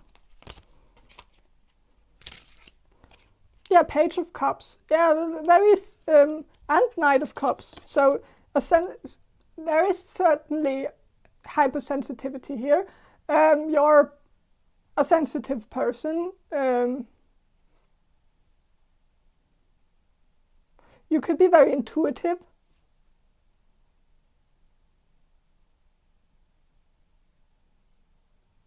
But again, it could be like but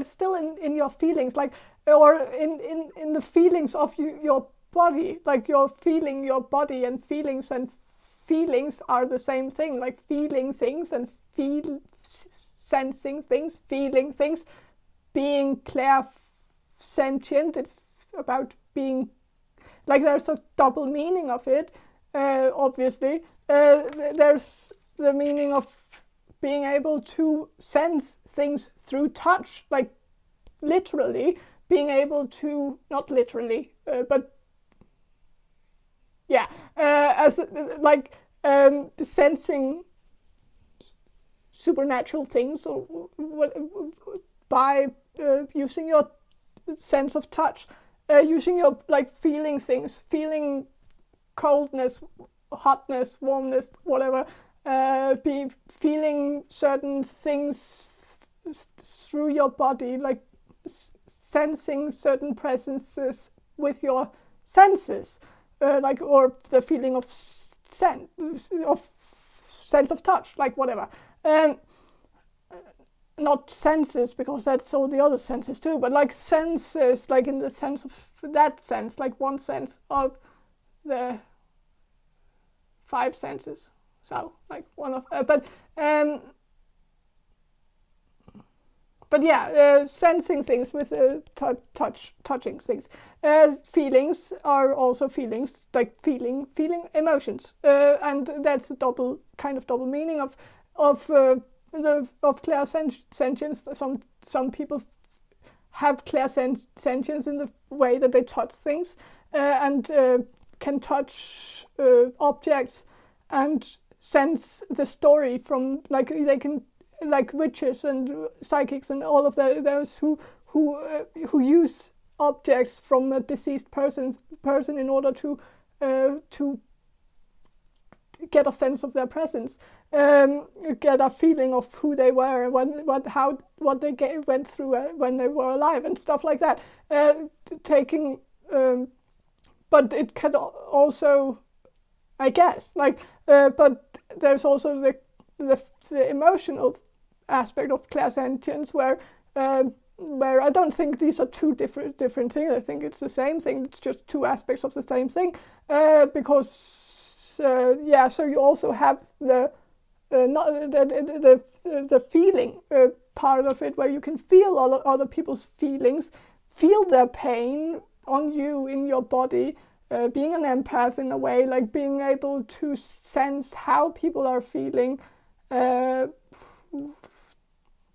how, if they are sad, if they are lonely, if they are happy, if they are whatever. And so you can do both, I guess.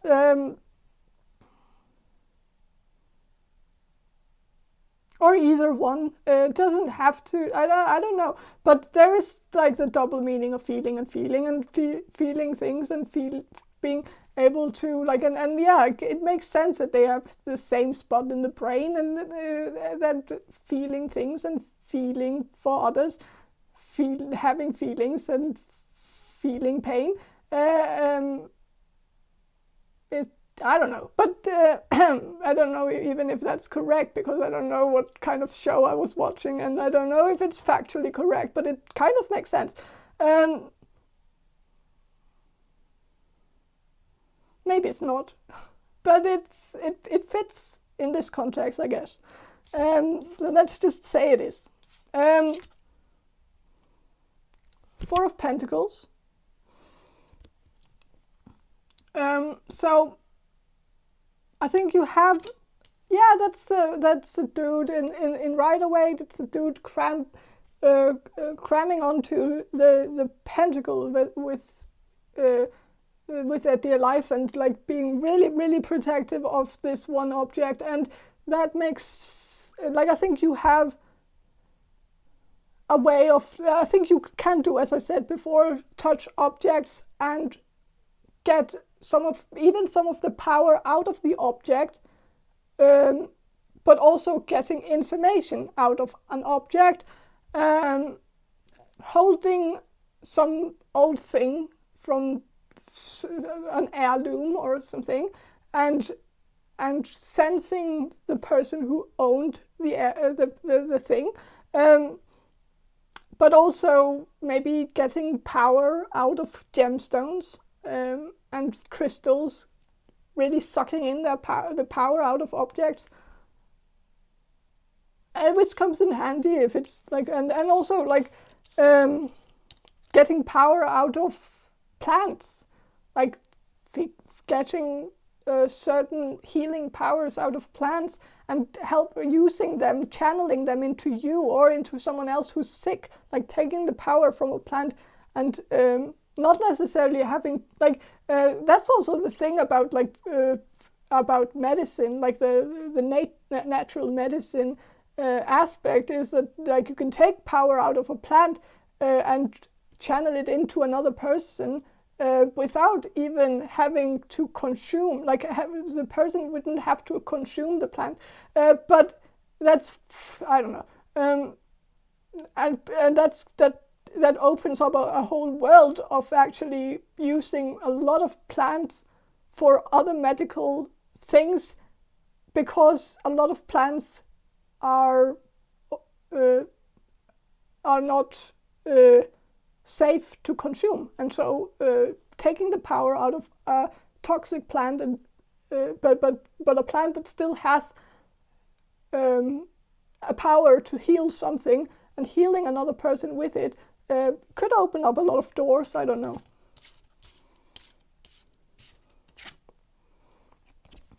Nine of Cups and 10 of Cups. So yeah, 9 of Cups is kind of the same thing, like holding, like using objects holding on to objects.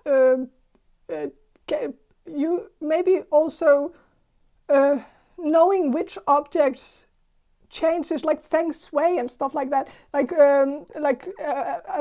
arranging objects in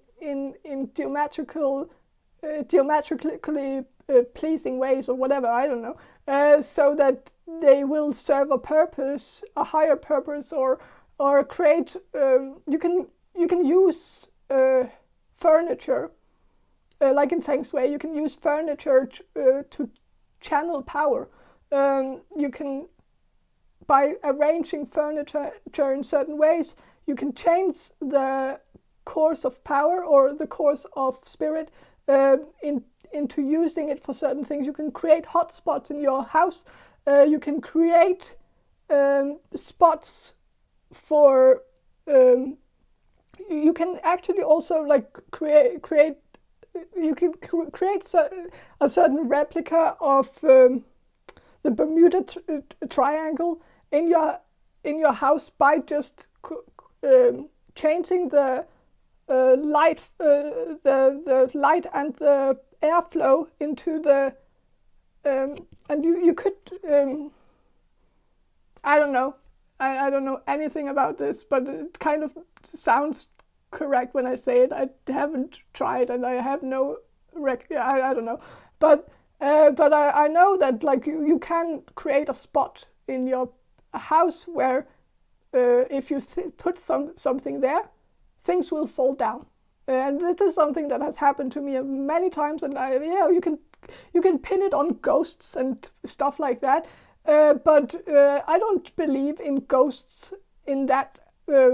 I believe that there's a spirit world, and I believe there is this world, and I believe we can communicate between the worlds. I don't believe necessarily that people are walking around here, but I believe that that you can create with furniture, placing furniture in certain ways. You can change the flow of air so that you can cause this small hurricane spot in your house where when you put something there, it falls down, and it I don't know,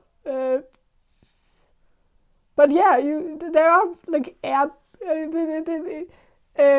It's kind of like air bending, I guess, but of course, air is very easy to bend, so it's not really that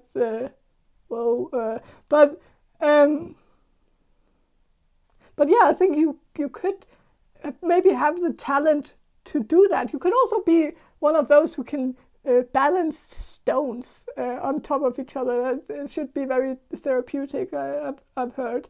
But it's a cool thing. I always admire people who has the patience for that.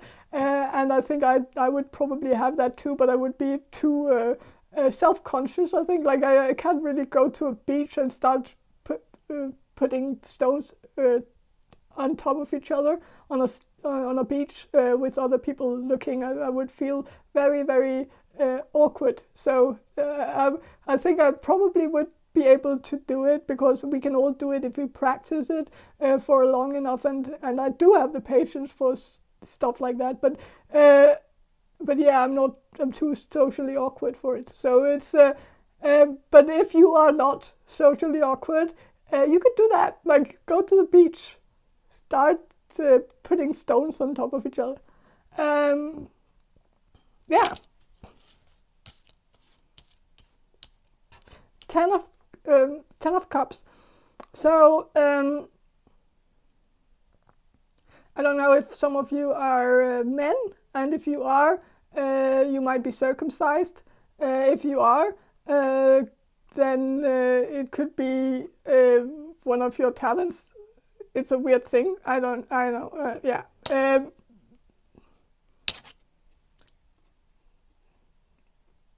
I just wanted to put that out there.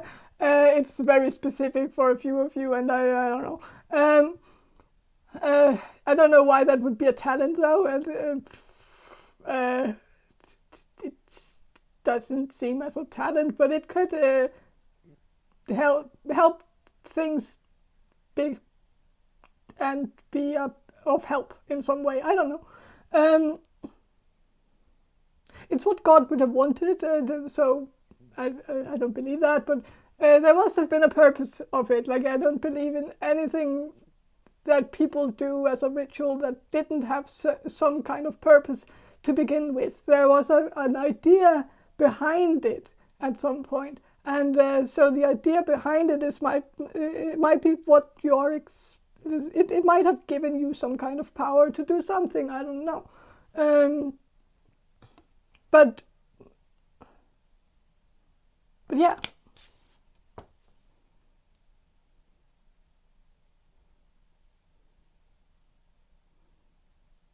Yeah, I think, but there is something more. I don't think that was the only thing that this card was about. There is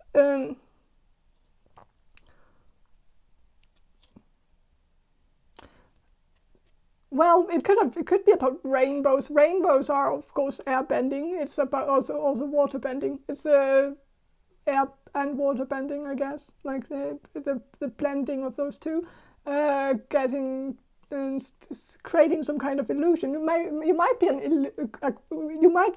be a natural illusionist. Like, you could be very good at creating illusions. Could be a good magician, like doing card tricks and stuff like that. And like, maybe that's also the clairsentient thing. Like, you're not necessarily, but like, maybe you're very good with your hands in the way where you can use your hands for magic. Like, you can create illusions with your hands. I don't know. Also, like, because there's ice cream, and like, there could be like, you could be very good at cooking, and that would also make sense because cooking needs ingredients. Like, you have to put certain ingredients together in order to create something, and so you will have to have some sense of the ingredients, and maybe you have that. Like, maybe you have a natural sense of like touching ingredients, feeling like, okay, if I put this together with this, then I could create something else. Or and also like plants, like touching plants and vegetables and stuff like that, where you can see, okay, yeah, this vegetable wants to be a lasagna. That's the dream of the vegetable, and so I'm gonna fulfill that dream because that's, I don't know. Yeah.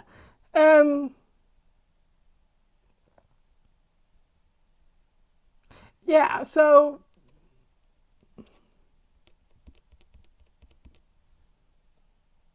So yeah. I guess that's all I have for you. Group number 3, I hope this reading was helpful, and if it was, please subscribe to my channel, and I hope to see you in my next reading. Bye. Hello, group number 4. You chose the Wonderland Tarot deck, and I will start with some channeling, and then I will shuffle the cards for you. So, group number 4. The people who will choose group number 4. Group number 4. What are group number 4's hidden talents?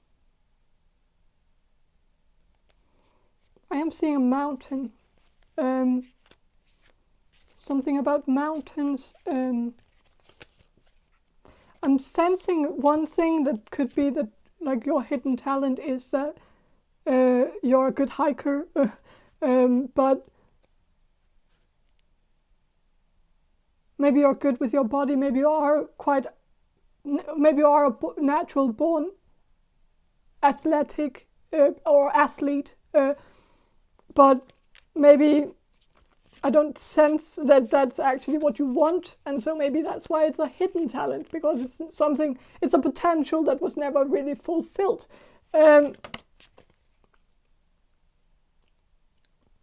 So you could have been a good hiker, hiking Mount Everest, if you had that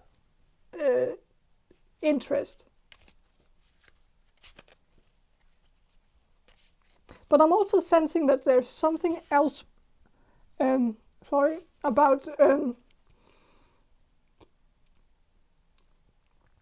this mountain top.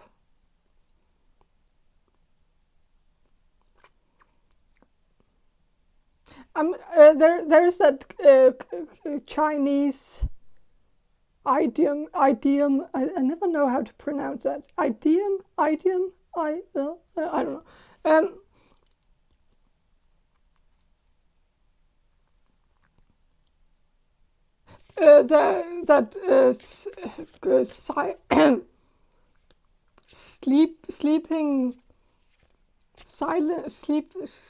Sleeping women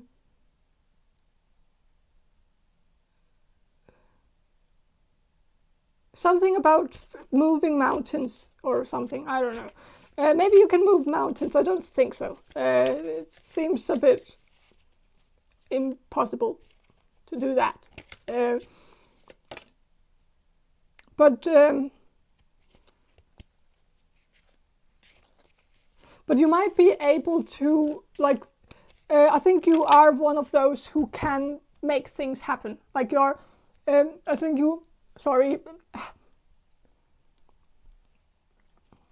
my lips are really chapped right now, so it's like, I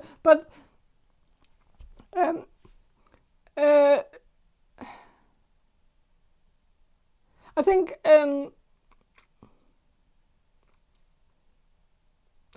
you might be able to make things. You might be like that. You know the thing with the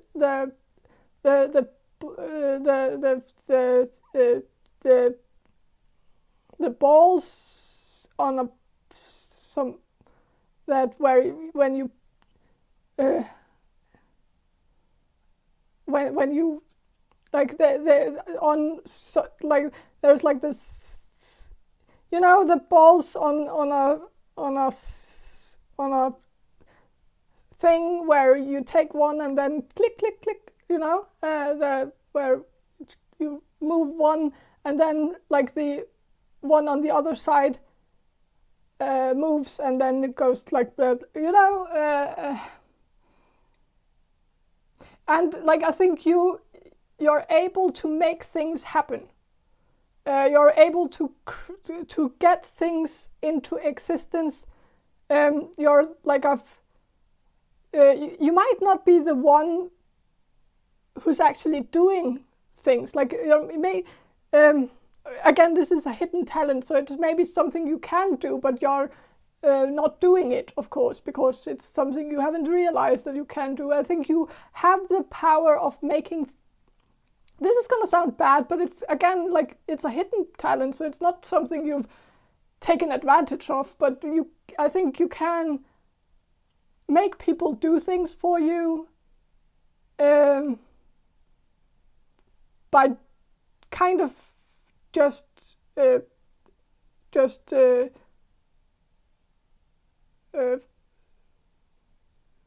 like that.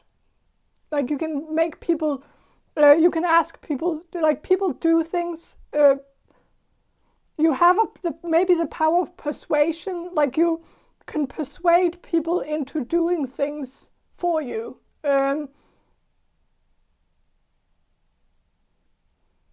You might be very persuasive. This could be like you could be very good at manipulating people, but it's a good thing because it's like you're not manipulating people. It's a hidden talent. It's something you haven't.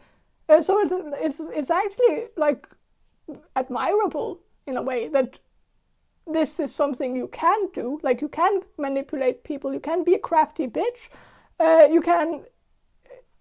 You can persuade people into doing your bidding, but you haven't done that because it's a hidden talent. It's something you haven't figured out yet that you can do. So it just goes to show that you're a very nice person who doesn't want to manipulate people into doing things for you. But if you wanted something very badly, you would be able to get it quite easily. But you probably have too much empathy and too much conscience. So you don't use people. You don't use people into getting your goal. Like if you had a goal, you wouldn't use people as stepping stones to get to where you want to be.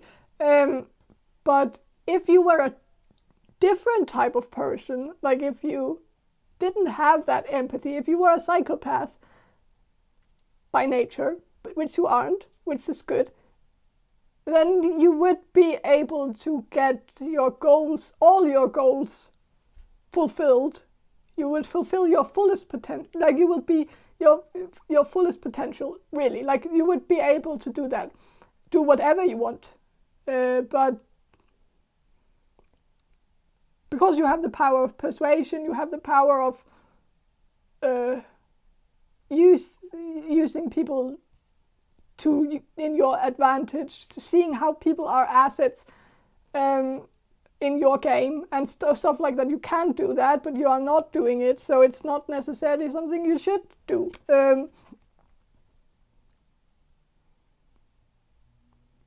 Yeah. Power of persuasion, that's the hidden talent.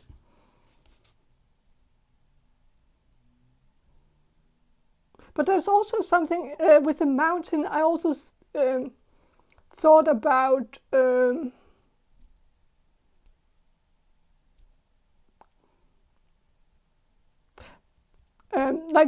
like you have an ability to persuade people by possibly like you know which buttons to push.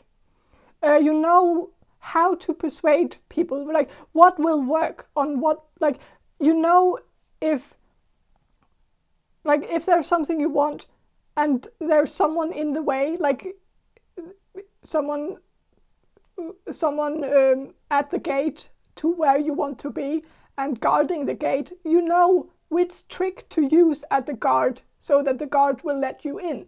Like you know if it's gonna work if you start crying, like because you can tell if that's the type of person who would sympathize, and so you have to use his sympathy against him, and so you would know that would work.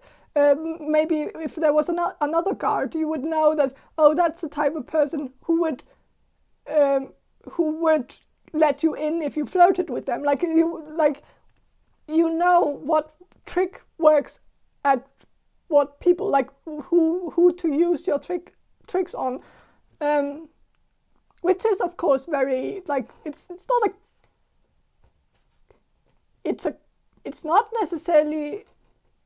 a great gift. It's not a great talent.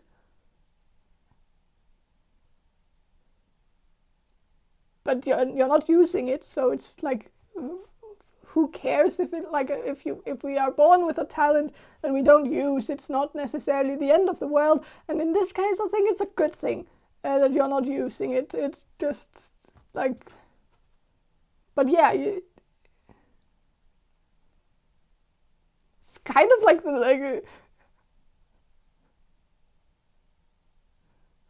don't get tempted to like go dark side, like I don't know.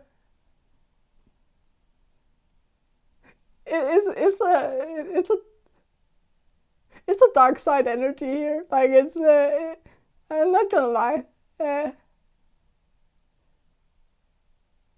Of course, maybe it can be used for good.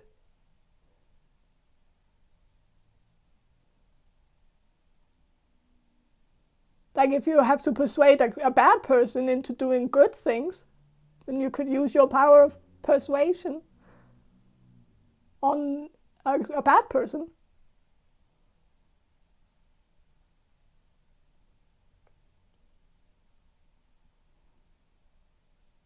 I don't know. Working as a cop or something, like being able to like stop people from murdering someone or from holding people hostage, like being on the phone and saying the right things to the person who holds people hostage, like the I don't know, and saying the right things in order to make them stop. Like that could be a good thing. Like it could be a good way of using the gift. I don't know. So the Hierophant reversed. So you, if you're a woman, I think you have the power of a man. And it's a weird thing because this is a very old school, the old school perception of a woman, like the crafty woman, the woman who manipulates, and but it's actually male energy. It's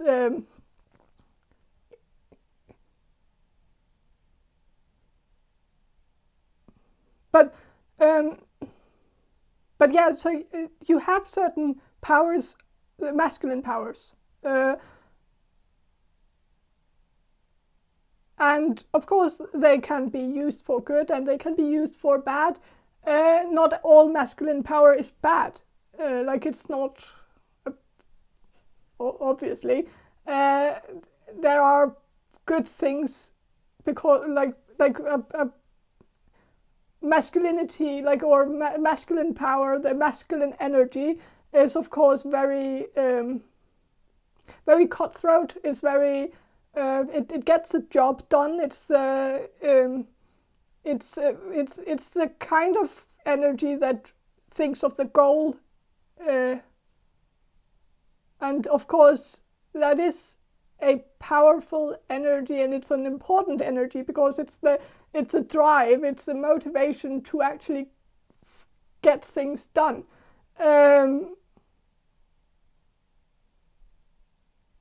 Because without the masculine energy, things would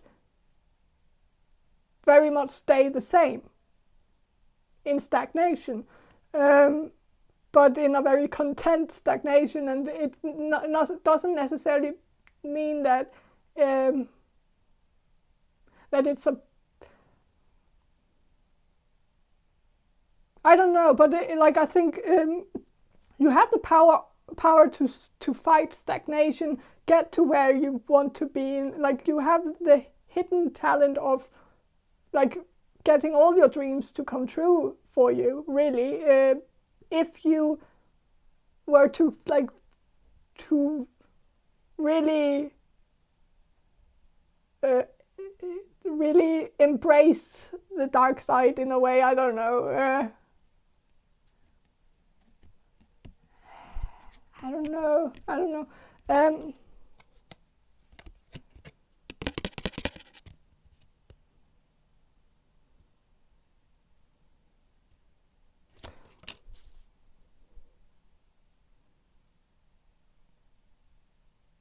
But of course, as if you're a woman, these features are kind of good for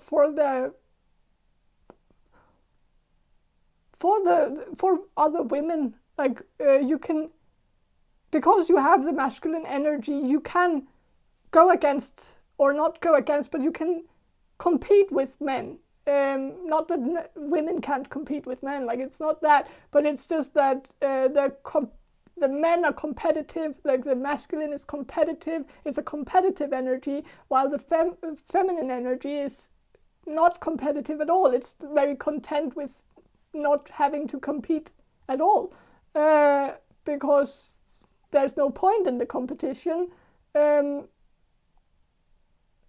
because it's a much more like, why would I, like, the feminine energy asks more questions. It's a more like, why do I deserve more than other people? Like, why aren't we all just, shouldn't we all just be like, and it's also like one of the things I don't like about law of attraction, and I've spoken about that in a few videos. I know I'm probably alone with being so, like, I know I'm very much against law of attraction. I think it's the worst thing in the world.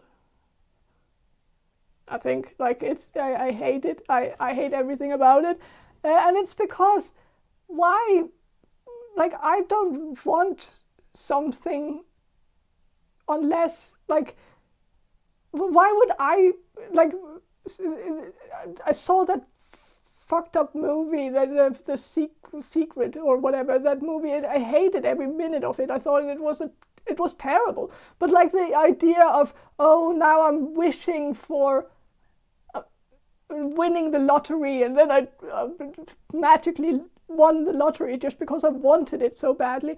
But why would I want to win the lottery if someone else might deserve it more? Like, I'm just happy that someone is winning. Like, why would it, aren't we just getting, why would I want, we shouldn't get what we want. That's not how the universe works. We shouldn't get what we want, because what we want is not necessarily what we need. We are stupid people. We don't know what we want, and then that's why we need a higher power to figure that out for us. And wishing very, very much that we are going to be rich and whatever is not something, like, just because you wish it doesn't, like, it shouldn't come true. Because first of all, like, why should, and I don't get it. I don't get why we can't just believe that there is a plan for us, and that and stop being in this creator energy. And that's the creator energy here, the masculine energy. It's a creator energy, even though the feminine is of course a creative one, but it's the create.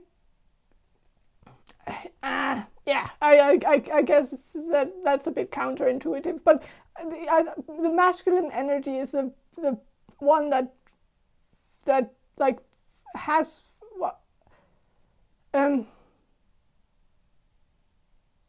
has a goal and wants it so badly that it doesn't matter what cost it is. It's gonna have, like, who's gonna get it on the expense of others. Like, why would I want to win the lottery if that means that someone else is gonna lose? Like, why would I want a job? Like, why would I wish so badly that I'll get a job before I go to a job interview, and like I use the law of attraction or whatever and do all my rituals or whatever, I don't know, and then get it because, oh, I was so good at wishing it and using the law of attraction to get what I want. But I would maybe get it and on the expense that of another person who may have been more happy with it, like may have wanted it more, may have not wanted it more because I guess that's how the law of attraction, but needed it more. Like, maybe I don't want to take a job from someone who's who has like a whole family to feed, and I'm just myself, a single person. Why would I want to, like, I feel like we are not supposed, because we're not individual islands. The law of attraction, kind of, the only way that the law of attraction would work would be if everyone would be like one person and living for themselves and living only in their own bubble. instead, the world is wired. Like, we are all connected to each other. So if I don't get a job, I don't cry about it because I know someone else got it, and it was the person who got it was supposed to get it. That's how it works. You get what you need. You don't get what you want because it doesn't work that way. I don't know. I feel like it's a silly thing. I could wish I'll be the best tarot reader on YouTube, and I'll be the one who has the most subscribers and whatever. Yeah, but maybe, like, why would I don't compete against other tarot readers. I want them to be as successful, and even, like, I don't want people want success. Also that it is a competition. It's hard. It's hard for everyone. I don't see us as competitors. I don't want more success than other people, because then that would mean that other people has less success than me, and I wouldn't want that. I would just want us all to do what we're doing, and not see it as a competition, and just see that, like, I get a different audience. Like, I use my channel for a different audience than the other people, and we are all here for a cause. Like, we all have a purpose. I have my purpose with my channel, and I'm doing my purpose. Someone else might be much more successful than me, but that is their purpose. They are supposed to get out to more people than I am, and that is not something that I'm supposed to change, because it's just how it works. The universe, it works that way. It's not, everything has a purpose, and living in a life where we believe that we are the creators and that we can just wish things into existence is just, it bothers me. It bothers me. I don't know. I don't know why. But yeah, I get it, like, but your hidden talent is a talent of persuasion. You have a lot of masculine energy in you, and it means that you are, like, you would be a good competitor. You would win a lot if you entered competitions. You would very likely be the winner of a lot of competitions if you entered. And maybe you have already won a few competitions that you entered and realized that you're a very lucky bitch. But I'm also sensing that this is a hidden talent, and it's because, like, you haven't used it. Like, you don't use it, and I find that very admirable, that you are not using this to your advantage, because it just means that you have a certain amount of empathy, maybe even a very big amount of empathy, and that you are able to see that we are a collective, that we are one, that we are connected, and that if you get success, it's on someone else's. Like, if you win, someone else will lose. What's the point in that? Like, I know competitions are stupid. Like, I don't get it. I don't get why competitions exist. It's I don't.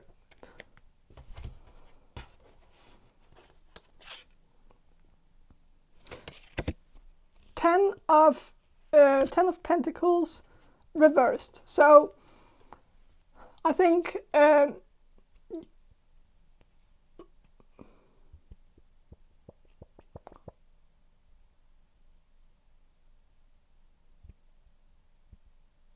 one of your hidden talents is that you have the ability to not work at all.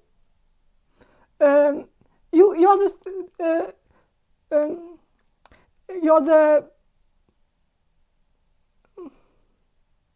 work hard, like work smart, not hard type of person. Like the type of person who, like, I think you have the talent of being able to see how make life easier for you. Of course, this could be a hidden talent, or it is a hidden talent. So maybe you are making life a bit harder than it has to be. And again, it could be because you have a moral code that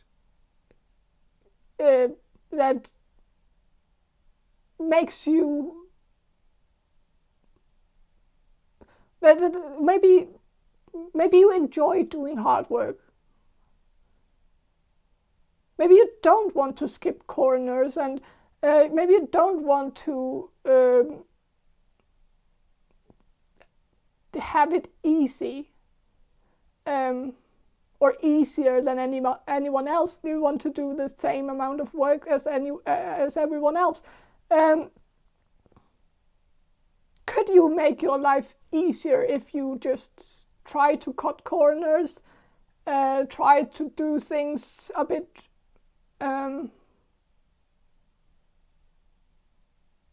try to of course you could, it seems as if you have the ability, like the crafty person, the person like in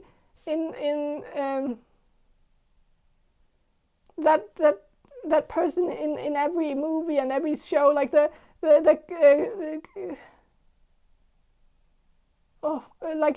can't think of like an example, but like the crafty one, the manipulative one, that just always gets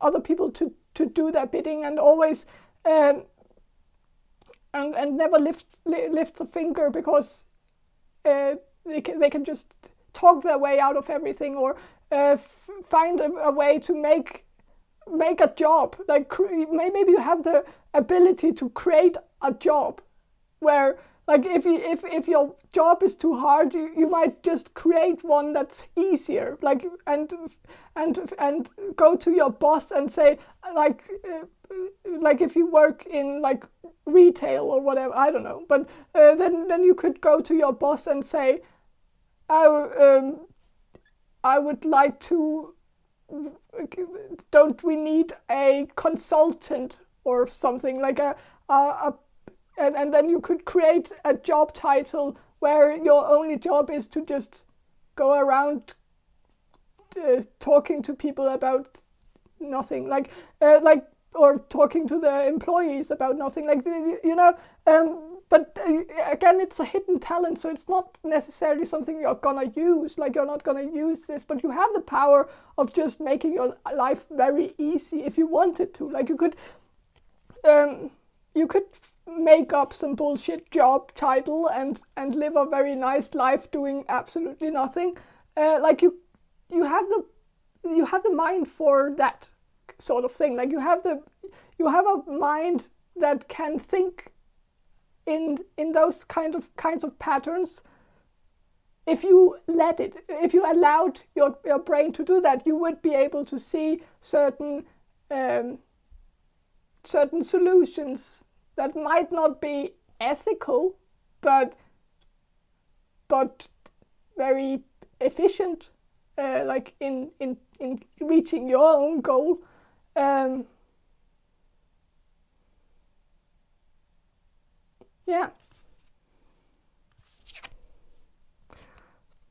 So three of wands.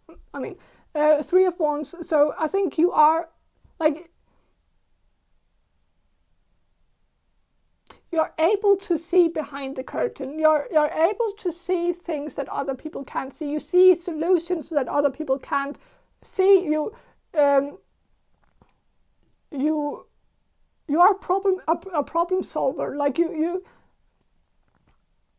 know how to fix things and how to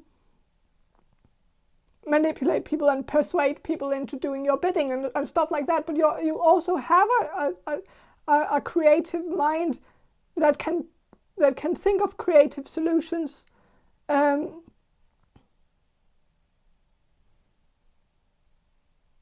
you're also a visionary.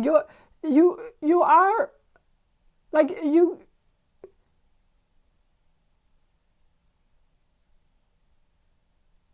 are able to think of ideas that no one else has thought about before. Like you have so creative solutions that like you can make up a job title, and like you can be the first mover. Like with what I was talking about before, like the first, like you have that first mover energy. Like you can make something up and then it will be something in the future. Like you can make up a job title and then a few years later 1,000 people has the same job title, even though it was a bullshit job title that you just made up. You have that sort of, like you have a brain that can think of new things. Like you can think in an innovative way. You could study innovation, and that's like I don't know if like there is something that has some kind of education title thing that has to do with innovation, and again that's a made up thing. Like it's they all know it. And like if that's a like if you're crafty enough, you can just you can just study innovation, get a degree in innovation, and work at a firm as an innovative whatever, I don't know. And the only thing that you have to do is just come up with some, I don't know, and it's some ideas, I guess. But again, I don't want to make it sound like it's like it's nothing. Like of course, you are a brilliant person. You can come up with very good ideas. Like you can think in a very innovative way, and it is an admirable thing. But of course, I think I'm just sensing that you want to do something else. Like you want to do whatever everyone else is doing, I guess. Like you want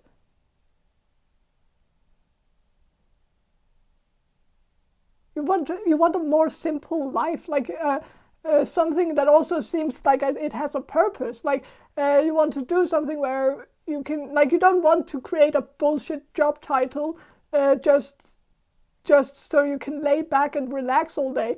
You want to actually work and feel like you're actually making a difference and feel like you're actually getting paid for doing something.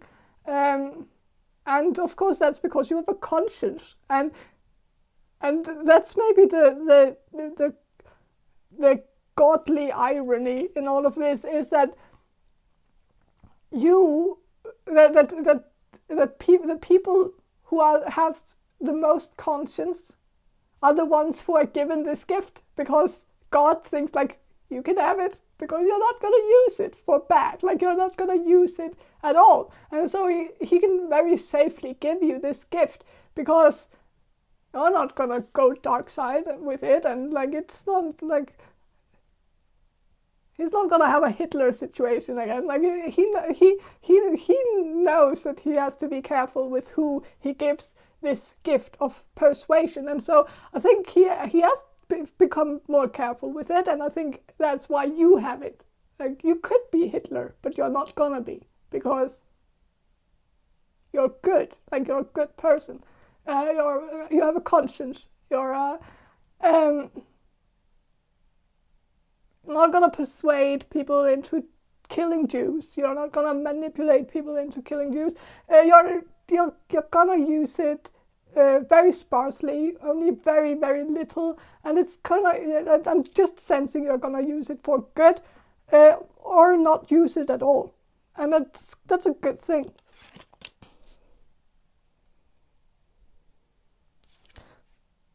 Eight of Swords. He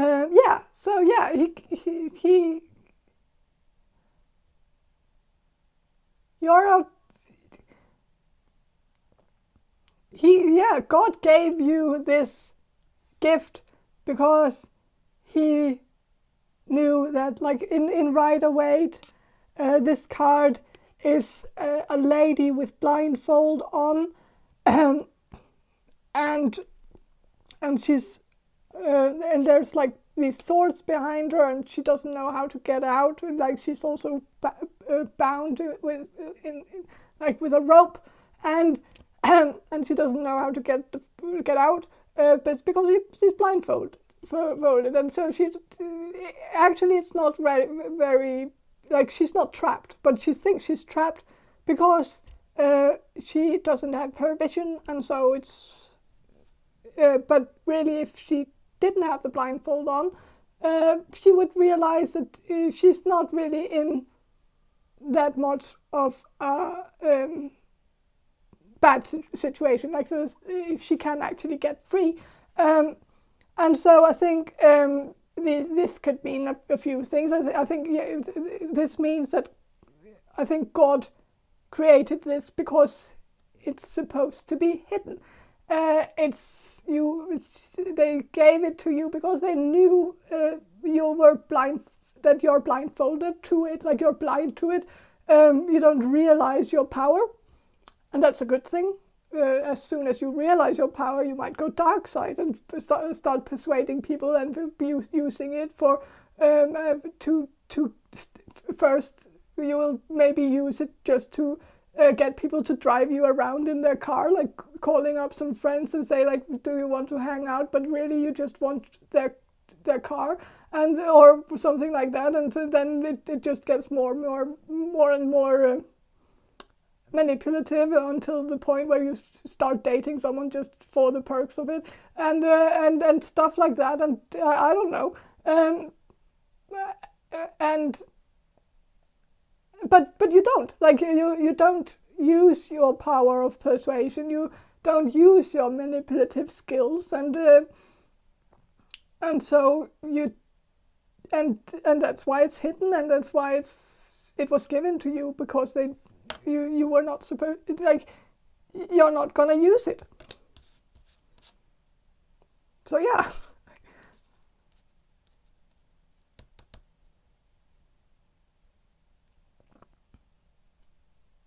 Yeah, I think I know that it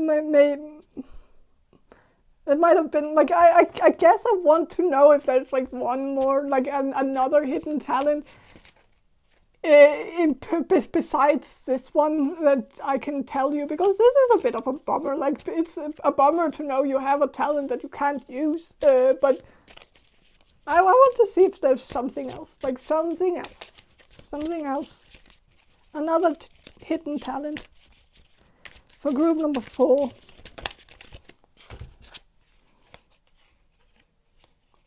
Yeah.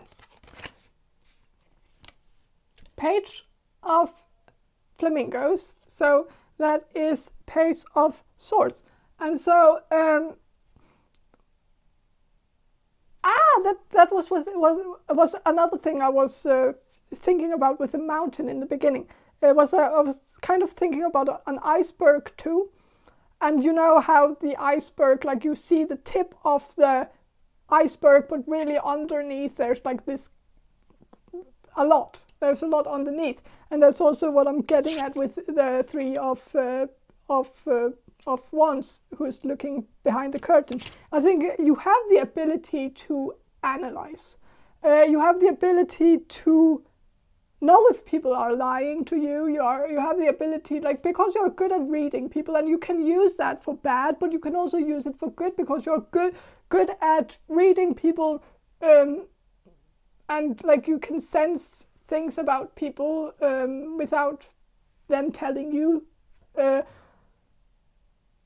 But you're also like you're probably quite good at analyzing things, like when you study, like analyzing texts.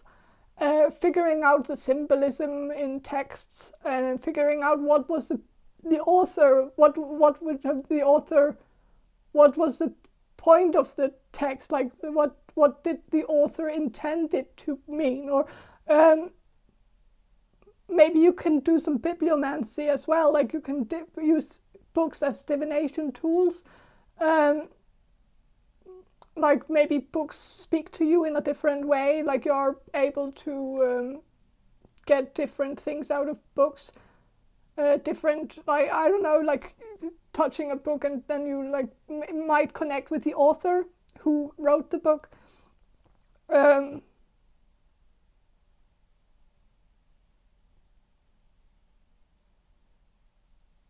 Or just like with bibliomancy, like you take a book and then you ask the book a question, and then you open the book up on a page, and then the page will have the answer. You might be able to do that. That could be your hidden talent.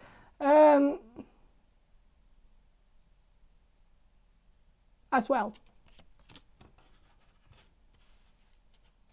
With the Empress here, I think you are good at adapting to energy. Of course, the Empress is feminine energy. Of course, you have feminine energy in you too. But this card here is actually not giving me a lot of feminine energy, because it is someone impersonating something else, and I would actually read that as masculine energy, because using, like, impersonating and doing stuff like that, that is all about doing something in order to get something, like changing yourself up in order to get something you want. Change your clothes in order to get a job you want. Doing something in order to get what you want. And while the feminine energy is more stagnant, it's more self-aware in a way. It's also more. It dwells more in itself. It's more in alignment with its true self in a way. I'm not going to glorify the feminine energy, because I don't. I think I'm more I have more masculine energy, I think. I don't know. Who cares? But I think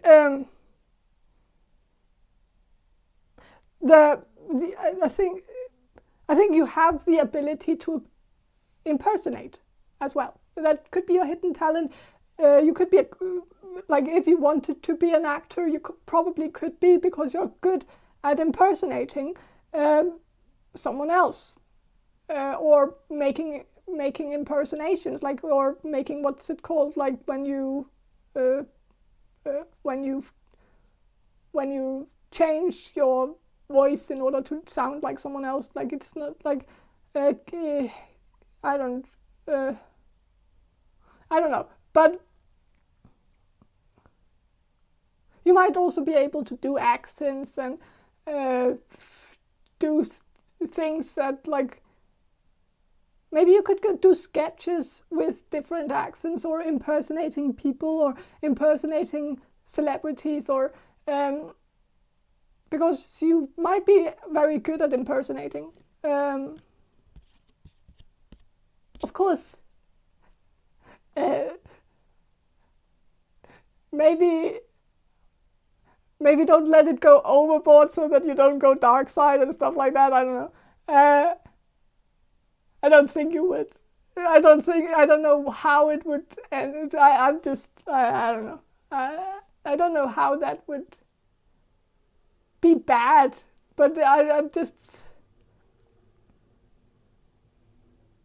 stay in yourself a bit, like, be more be more true to yourself. I don't know. It's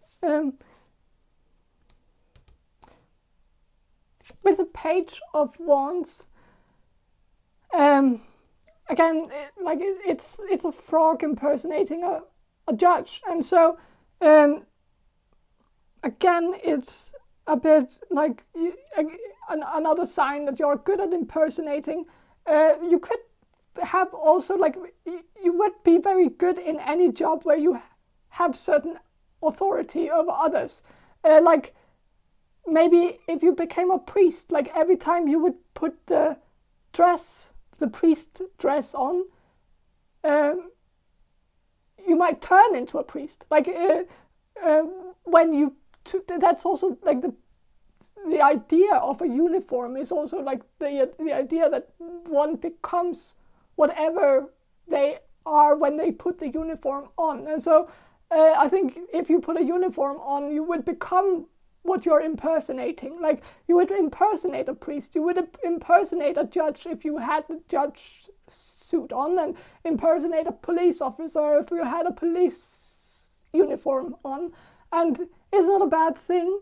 It would maybe make you very good at your job even. Like maybe it would help you become a better police officer or a better judge or a better priest if you impersonated a priest. Like and you're able to do that quite well if you just act as if you're someone else. And maybe that's a slippery slope, I guess. Like you shouldn't impersonate anyone else, but you could be very successful if you did. Like you're the type of person who probably would be a sensation on TikTok if you impersonated someone who's a sensation on TikTok, or impersonated someone who's like, you would be able to do that very well. But maybe there's also like virtue in just being yourself, even though it doesn't give you success. I don't know.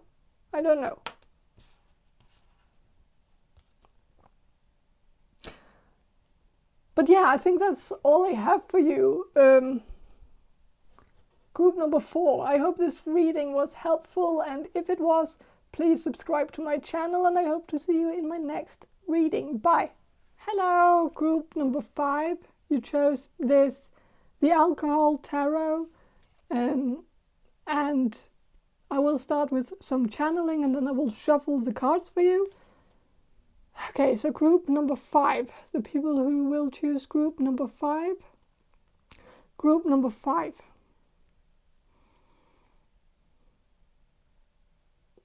What hidden talents do group number 5 have? Hidden talents? Something with your hands. I think you have very graceful hands, and I think like if you went into dancing, I think you would be a very graceful dancer. But I don't think you like. I don't necessarily think that's something you're interested in, because it's a hidden talent. So it's something you haven't discovered. So I don't think you have gone. Maybe you did dance a bit as a child, but then you got tired of it, or I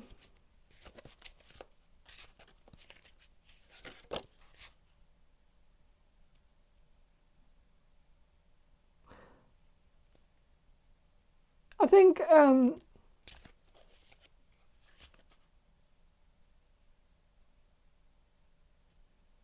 there is something about also like using your hands. You could be very you could have very good what's it called, motoric, like small, what's it, the motorical, like the motor,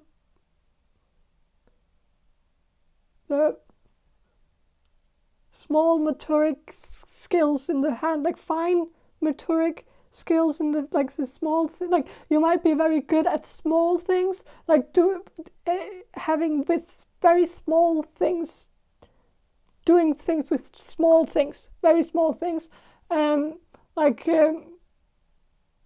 you might be good at everything that has to do with like creating jewelry with like very, very small things. Also like doing, also drawing or painting, or, but I'm just more sensing like things that have small things, like doing things with small things, like also like putting putting the thread into a needle, like you might be very good at that, like you have good fine motoric skills.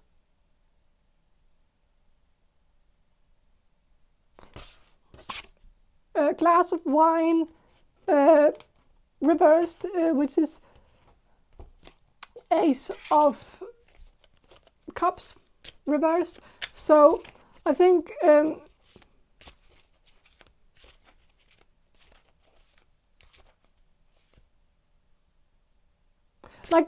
but also like it's wine, and so wine has been like wine has wine becomes great with time, and so I'm sensing that you have a talent that actually doesn't get better with time. It's something that you could do as a child, and maybe you haven't done it since, and maybe you feel like you can't do it anymore because you're out of practice. But it's a talent that is like, it's a very raw talent where it doesn't have, you don't need practice in order to do it. Like you shouldn't be afraid that it will go away. It's a talent. It's gonna stay there forever. I was just sensing there's something that you can do, that you could do as a child, that you can still do, and it could have something to do with drawing or painting or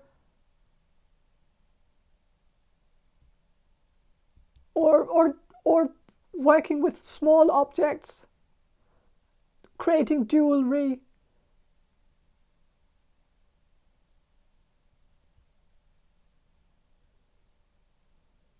Yeah, I think you're just a natural at using your hands. Like it's very natural for you to use your hands, create things with your hands. Like you do it very effortlessly. Like you just you can get a thread into a needle effortlessly. Like you can get like when you have to put like a necklace on, like you can get the thing into the other thing very easily, like where other people have difficulties doing that, and so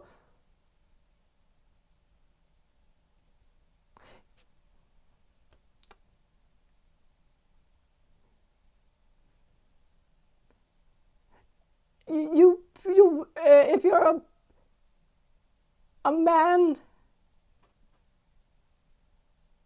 you would be quite good at pleasing a woman with your hands.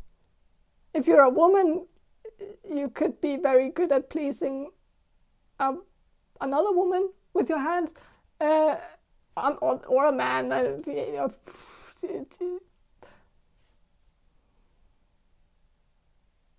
So you could have, you could be quite good sexually. Like that could be a hidden talent of yours, where maybe you haven't really. Maybe it's undiscovered because you're a virgin, or because you haven't tried to, or you haven't made an effort into trying it, like really, like, or not necessarily because it's effortlessly. So if you, but it's like maybe you just haven't gotten into doing that. I don't know.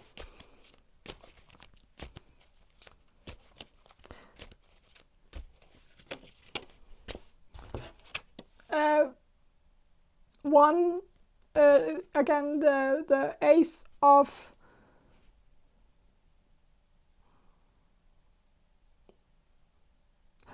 Wands, Ace of Wands. So which is pint of beer.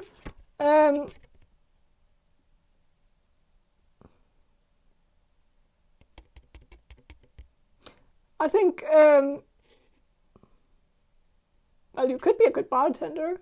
Like you could be good at mixing drinks. I don't think that's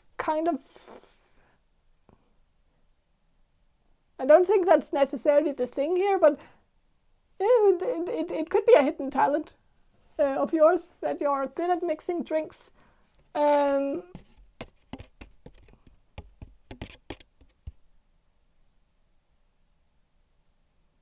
Also, you're probably very good with your, like, because you have good hands. So, like, you might be one of, like, if you got into like bartending on like if you went to bartending school or whatever, like I don't think there is such a thing, but like there is like you can do courses, I think, and like some courses teach you to like do the loops with a bottle and making it whatever, and then catching it again and whatever. I don't know. You might be good at that because you have the motorical skills in your hands. Like you're good at. You're probably good at juggling. Like you could, and balancing things with your hands. You might be one of those who can do that trick with like if you have if you put like something like a lighter or whatever, you can might be able to get it to go all the way over and whatever, and doing that thing. You can probably also do it with a pencil, like making it go, you know.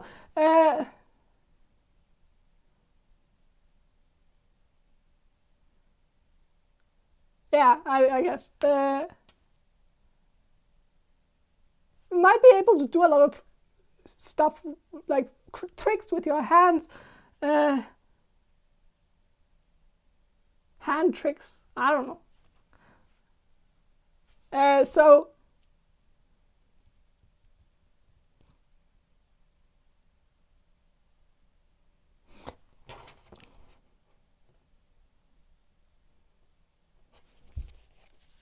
you might also have very fast reflexes. Like I think you have very quick reflexes. Like you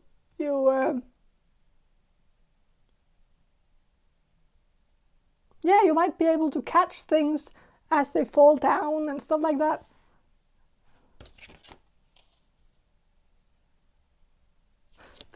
Three of wines, which is three of cups. Three of cups.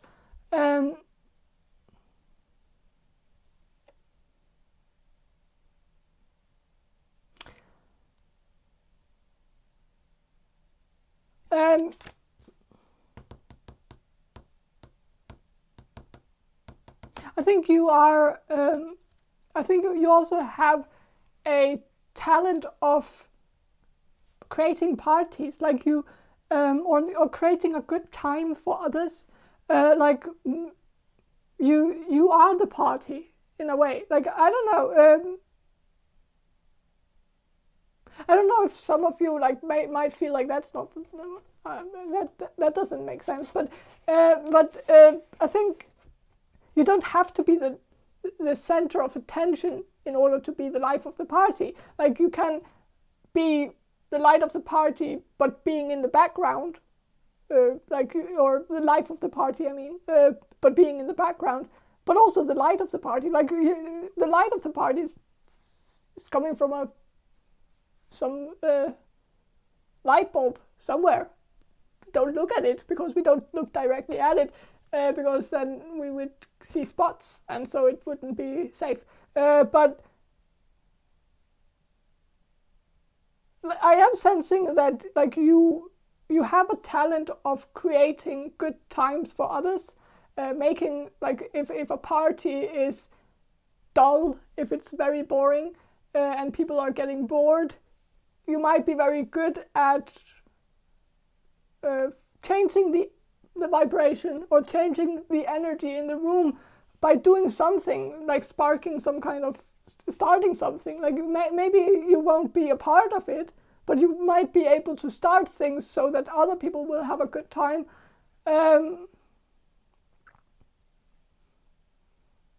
like maybe you're a very good host, like you're good at like creating memories for others and being the photographer as well. Maybe you're good at photography, taking pictures of others, capturing really good moments for other people, like, but also not being a part of the party, like you're not in the party, but you're capturing all the moments of the party. So you might be a very good photographer, very good at creating moments and catching them on camera. Maybe you're also a good like event planner, like planning events, planning weddings, planning things, planning parties for others. Maybe even parties that you're not gonna attend. Like maybe you're good at planning things, like planning fun things for others, coming up with fun ideas for others to do that you're not necessarily going to be a part of.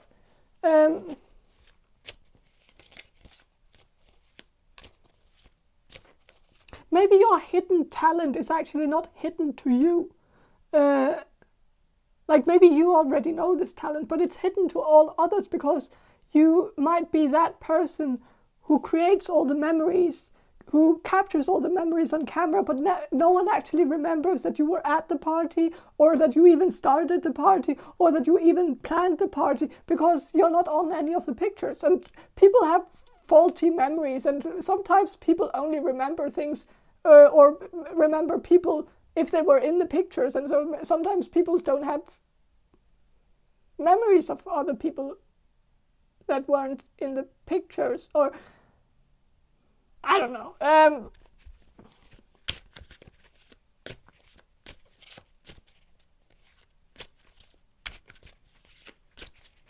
So yeah. But what else?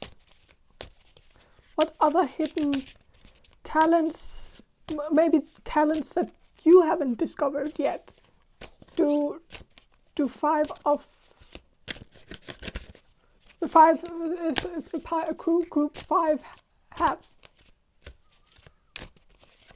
Group 5 hidden talents that they haven't discovered.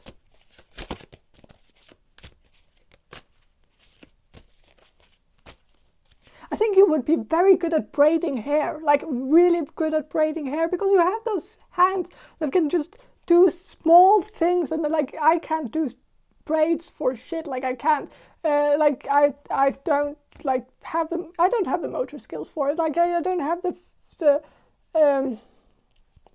is it called motor skills, like fine motor skills, or is it just a direct translation that doesn't translate very well? I don't know. But like, I think you would be very good at braiding, like really good. Like you could do very fine braids, like small braids, tiny braids, and effortlessly too, like really, really impressive. Like, cool.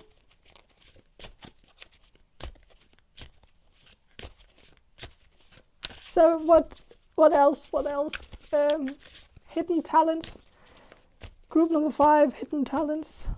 Group number 5. Talents.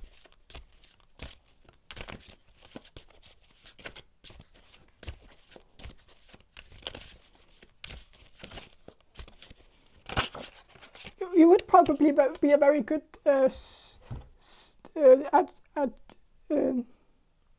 what's it called? Like a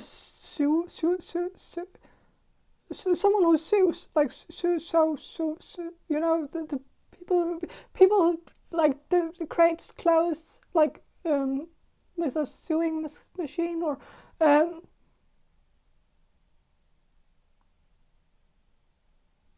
a designer or something, like where you have to do small, like put the things on things, like I don't know.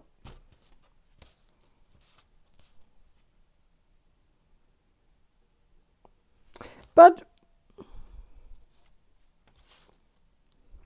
5 of daggers, which is 5 of pentacles,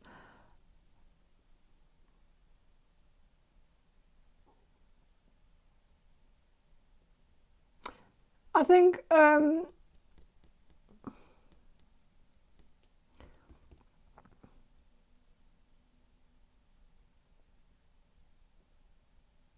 think you have like you are. There's also something like you have an outsider vision on things. You're able to. I think you have that logical mind. Like I don't know if. Again, it's a hidden talent, so you might not think you're like a logical person. Like you might not think that. Like when maybe you always thought that you were more like the creative type and not the logical type, like because maybe you felt like you weren't good at math in school, or that you weren't good at physics or chemistry and stuff like that, and so you might have made the conclusion that it must be because you're not logic minded, or you don't think in that that you think in a different way than. But I think you actually are quite logical. Like your mind is very logical. You are very good at cutting out the bullshit and getting to the core very easily. Like you see things very clearly. And maybe even objectively sometimes, like you're good at not letting emotions get in the way of your judgment. You're good at looking at the bigger picture, not getting caught up in even though you're good at small details, and you're good at like doing small things with small details and stuff like that. But I think like when it comes to bigger issues, you don't get into details about things that easily. Like you don't get caught up in them. Like you're able to see the bigger picture. And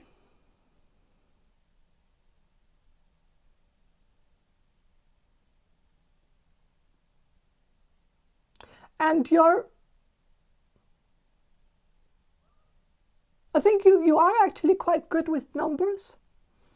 And like if you had more classes growing up, like if you had more math classes growing up than you did, then possibly the outcome would have been different. Like you would have been maybe a math major, like you would have majored in math or in something like that, because I think you are actually quite good at it. You just didn't get the practice that you needed. And so like, but I think if you had the practice when you were a child, you could have actually become very, very good at math.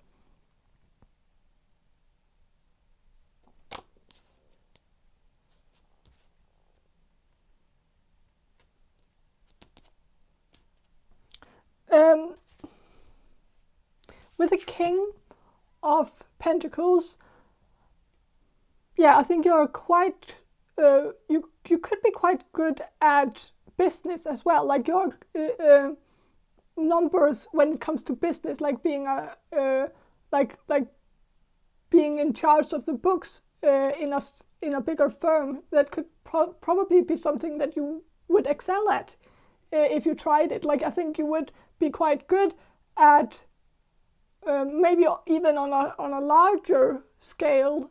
You could be quite good at economy, like seeing the bigger picture of economy, world economy, or a national economy. Like I think you actually have a brain for that sort of thinking. Like you can, you have the ability to see quite clearly what needs to be done economically or what needs to change.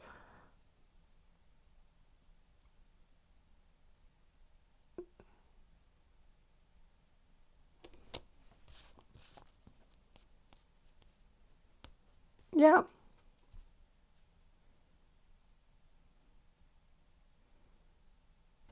With this card here, like you can also see there's like a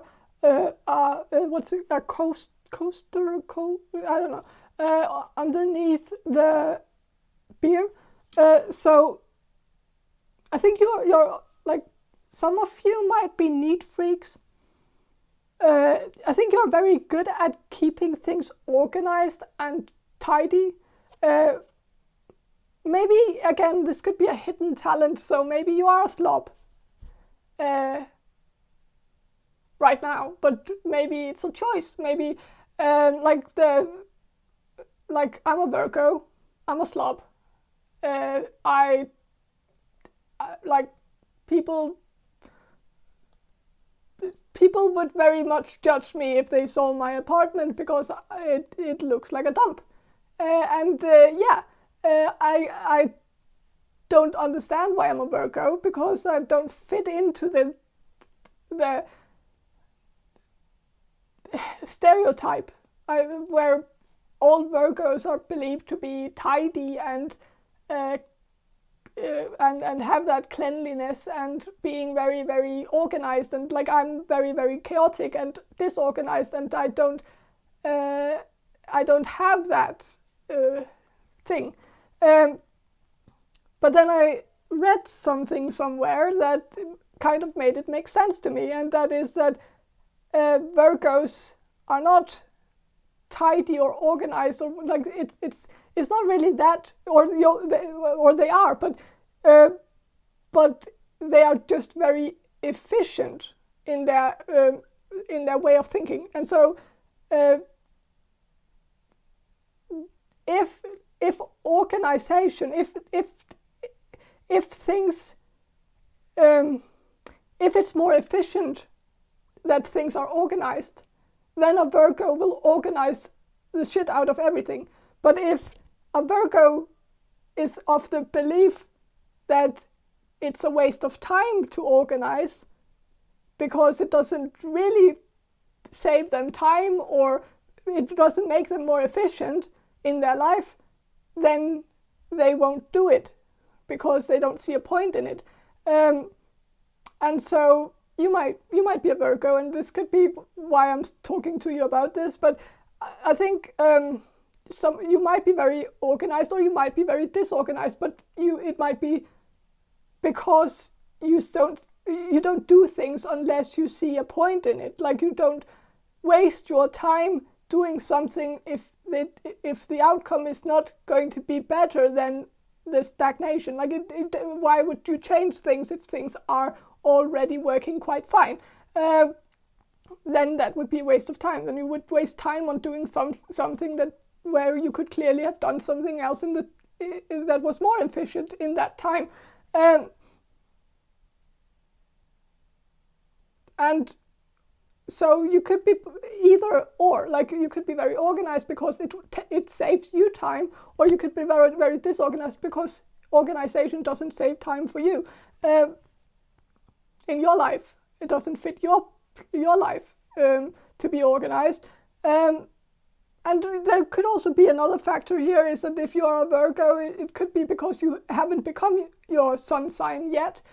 Which also was something I read somewhere at some point, is that we only become our sun sign after our Saturn return. And until then, we kind of basically live under our moon sign. And so we start developing into our sun sign. And then at some point when we are... like when the Saturn return comes, then we will fully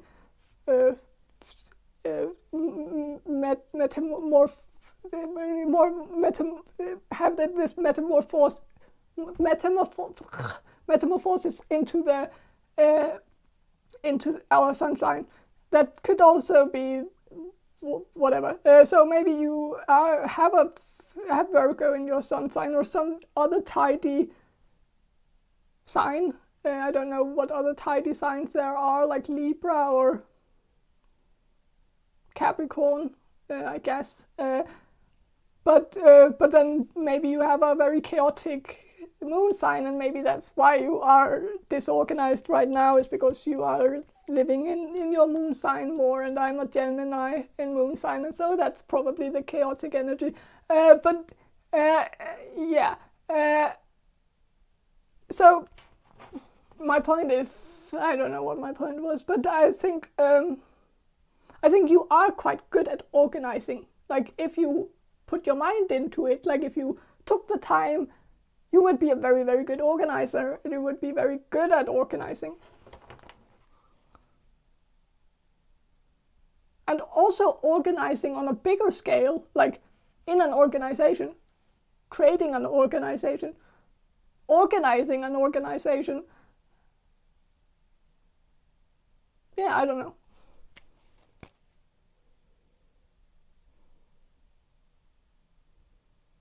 But I think that's all I have for you.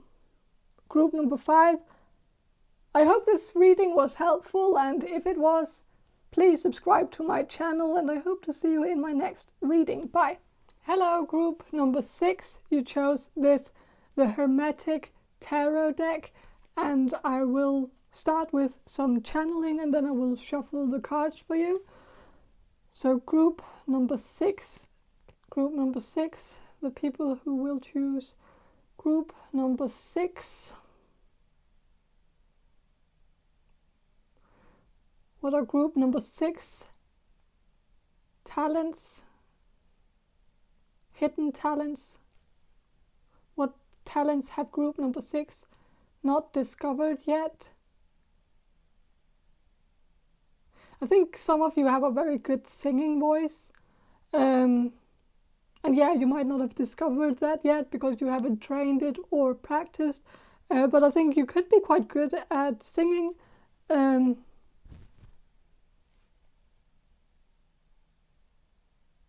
There could also be something about your accent that kind of is a bit of an obstacle for you. Like me, my voice is very affected by the fact that I speak Danish. That's a language I live in Denmark, and so I speak Danish, and I've spoken Danish of most of my life, and so I read a joke somewhere that Danish is not a language; it's a throat disease, and yeah, it kind of it fits. It really does, because it is a throat disease. Like, we speak with our throat, and of course that makes us, like, that's possibly also the reason why. Okay, this has been a very, very long reading so far, but a very long video so far, but my voice shouldn't sound like this just because I've been speaking for a few hours, but yeah, so I get a very sore throat very easily, and I think it's because of the fact that I use my throat so much when I speak. If I spoke more with my nose or with the front of my teeth more, then I would spare my throat a lot, and it wouldn't hurt so much, or it wouldn't sound so raspy, or so not raspy. I never get a raspy voice. I would want that. I kind of want that. I would dig it if that was the case. That wouldn't be but I get that. I get more like just sore throat kind of voice, where it just sounds like I have a cold instead of sounding like someone who's in a heavy metal band or whatever. Like, it's just it just sounds like a throat disease, and it's not even very sexy when it gets sore, and like I would want that. I would want that. But sorry, it's been a long video, so sorry. But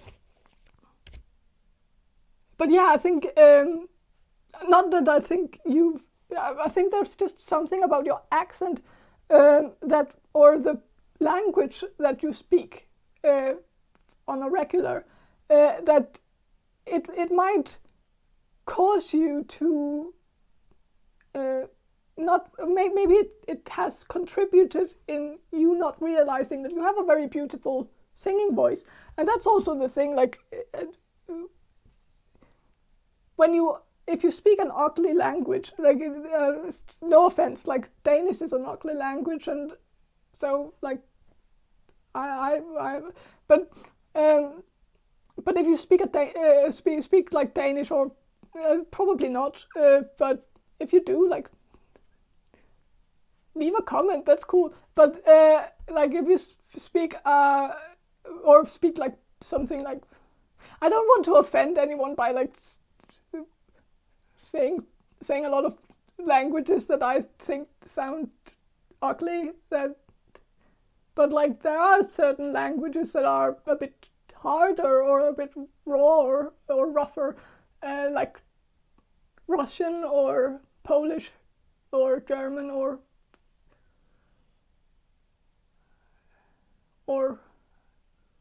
I don't know, but like if you speak a language that might be a bit ugly, then maybe it's very hard to actually get a naturally beautiful singing voice, or it might be an obstacle. It wouldn't make you not have a good singing voice. It just would be an obstacle. Like you have to, like if I have to sing, like I can't sing on command, because in order to sing, like I have to like get in the zone. Like I have to really, really, really concentrate on trying to get myself out of my speaking voice, which is very difficult sometimes. Like you have to really find a different register. Like you have the register for your talking voice, and that's like a completely different one than the one that you're supposed to sing with. And so it's like you need to go through the files and to go through the library in order to find the right I don't know, the right notes to sing in, and because it's so different, and I don't know. But yeah, you might be your hidden talent could be your singing voice, and you might not have discovered it because of some obstacles that have made it very difficult for you to realize that you have a very, very good singing voice, and you would probably sound very, very good if you sang in a different language or something, I don't know. Also, English is not necessarily the best language to sing in, even though it's a language that we sing most in. But like there might actually be a different language that your voice would actually sound better in. So maybe figure that out. Like Asian countries, some Asian countries sometimes have a more, like the language could be softer, or I don't know. So like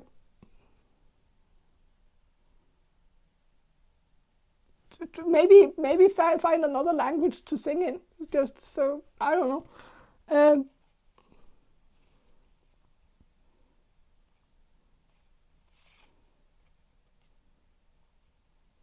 But the high priestess here, like I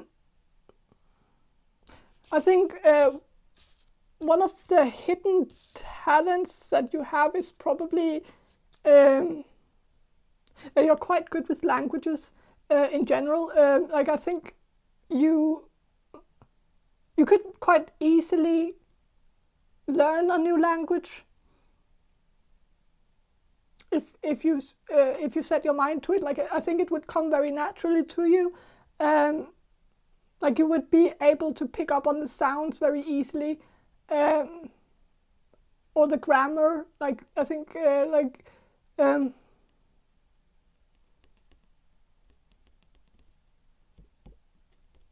think also like your voice would sound so much better. Like also your talking voice would sound so much better if you spoke a different language, and like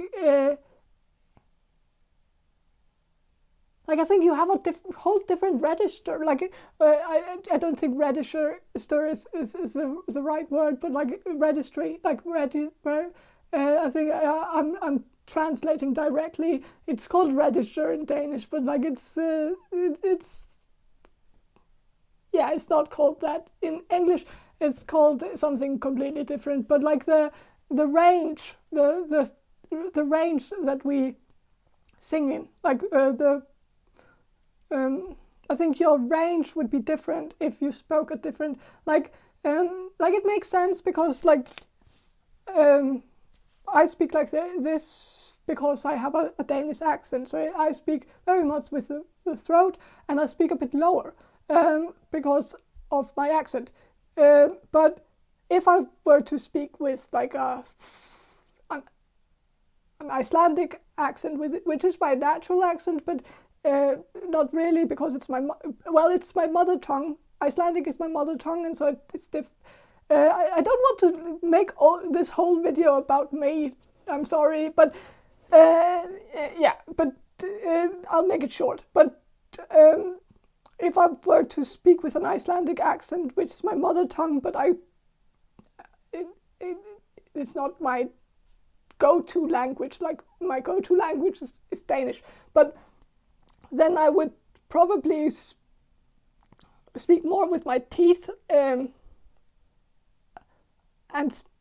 possibly speak higher. Like I would speak. I've tried it. Like I can't really get into it because again I have to. Like if I had to change my accent, I would have to like really get in the zone. Like then I would have to speak like this instead and speak like.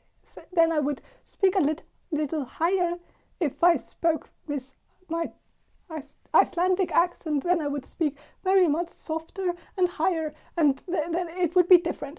But I can't really I can't do that on. But like accents change our voice. Like it changes. It makes us. Like I would sound a lot more attractive possibly if I spoke with an Icelandic accent because then my voice would be a bit higher and like lighter and softer and less throaty. So, but I think you have, like there is something about your accent that makes you maybe sound a bit rougher than you have to be. Like you could, you would probably sound a lot more conventionally pleasant if you like a more feminine or more. I don't know if you're a guy or a girl, but like if I just sense that maybe your voice would sound better in another language. So it's a hidden talent. Like you have a hidden voice that's actually very, very beautiful, but in another language. If you had been born in a different language, in a different country with a different language, I don't know.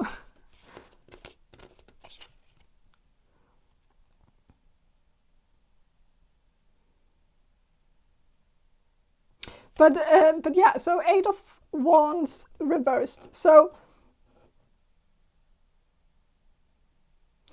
I think you have a hidden talent of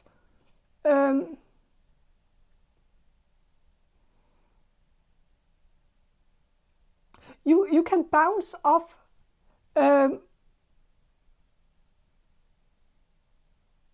sounds.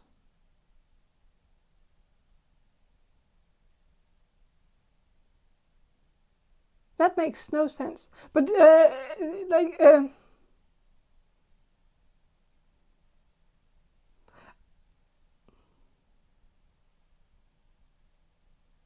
I think you have a very, there is something about music here. Like there is something you can bend music in a way that like you can airbend music. Like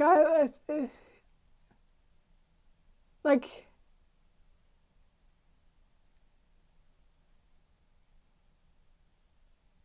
I think you can change.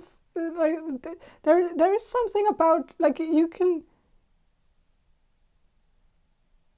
probably make music bounce in a way that's weird, or maybe you have a good bounce, or like maybe you have a lot of rhythm in your body, but there's just something about a bounce. Like you can do a bounce,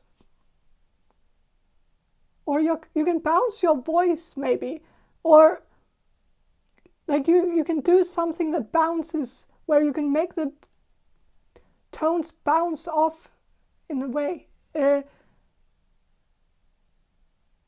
or create a natural bounce in songs that don't actually have a bounce, or add a track to music, like add a track to another track and make remixes and stuff like that, make them sound good. Or like I'm just getting a lot of musical talent, making things bounce, creating bounce in music, making it bounce. That is, I guess.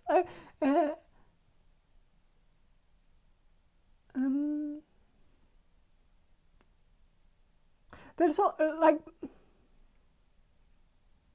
maybe you also can like whistle very well, like you're a good whistler, or but I'm also like with the Eight of Wands, I'm also reversed. I'm sensing something about reflecting things that go to you out into the world, making things.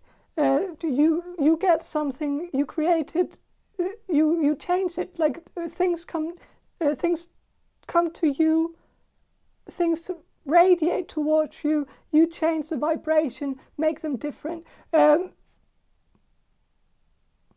You can possibly change the vibration of a room. You can change the energy of a room. You can make things. You can make people like maybe if people react towards, like if people act towards you, you can react in a way that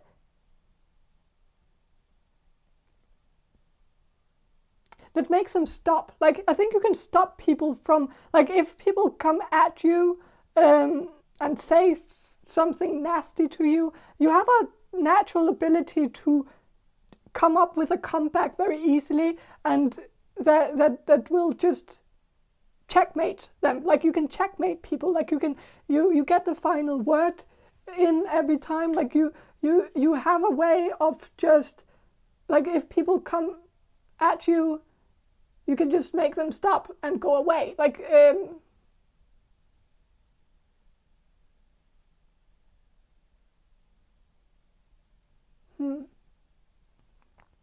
But I'm also sensing that you could do something for a work with something where people were creatives, artists can come up to you and show you something. Like maybe you could work as a producer. Like someone could come up to you with some music, and then you make it better. Like you can make it better. You can make it like it radiates into you, and then you radiate it back, but tenfold. Like it's twice or 10 times better when you give it back. Like you can help people enhance their original work and make it better. So I think like maybe you don't have like the gift of creativity in the way where you can, like you are creative, very creative, but maybe you can't directly, like maybe you're not a good painter, or maybe not a good songwriter, but you or maybe you could be, but you have the ability to hear other people's work and change it up and make it better and make it sound better, or make it look better. Like, I don't know if you can change a painting into a better painting, but like maybe if people, like, you could maybe also be very good at Photoshop. Like people could come to you with a photograph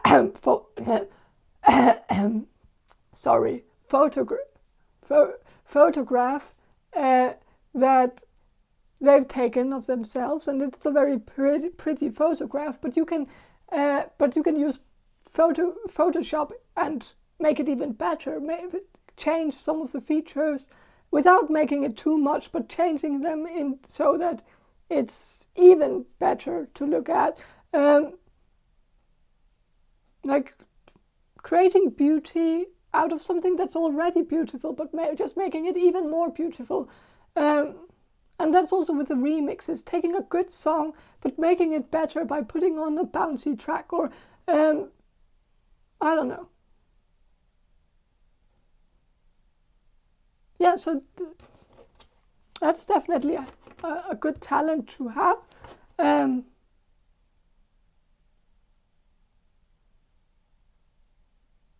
Yeah.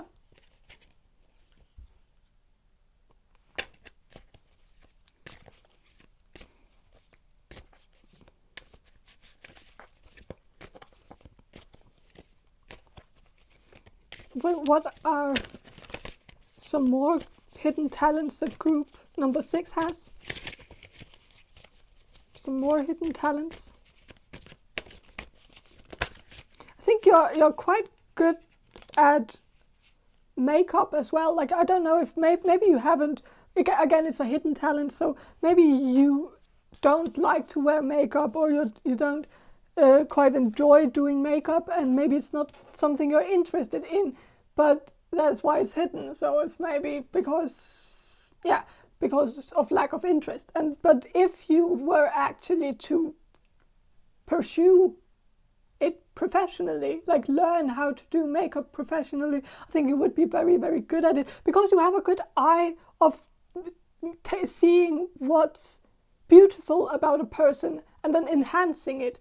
And like, that's like, I don't wear makeup, and I don't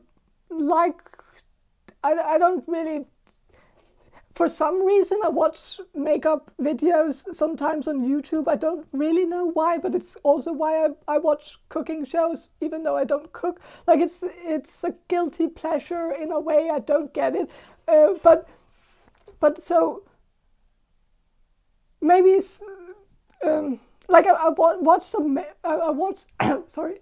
I hope you can hear what I'm saying right now, because it's really, really getting bad now. I'm sorry, but I think like I watched a makeup video once, and like it was so it was like, you might have watched it if makeup videos are your guilty pleasure as well.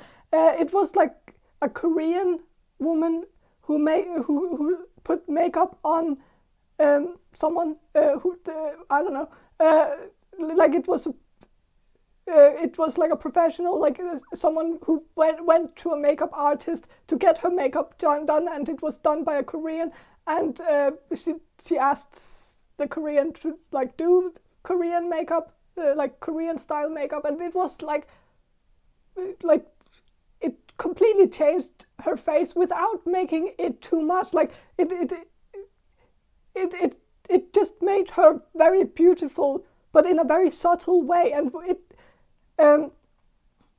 like, so that's the admirable thing about makeup. Like, when someone can just enhance the features, that like see what's beautiful. Like in this video, it was her eyes. Like her eyes, like the Korean woman was able to see that the only thing that she actually had to do was to enhance her already beautiful eyes and make them pop, and then like it would change the whole look. And so like sometimes that's the beauty like of makeup, is to see what the exact feature that needs to pop. Like what needs to, like, because some makeup artists just go all the way and do like makeup, like full-on makeup on a person that might not even need it. Like, but then like it all drowns. Like every feature drowns in this whole pile of makeup where it's sometimes less is more, and sometimes it can be it's just about finding what's beautiful about a person and then making that pop. Yeah. So yeah, I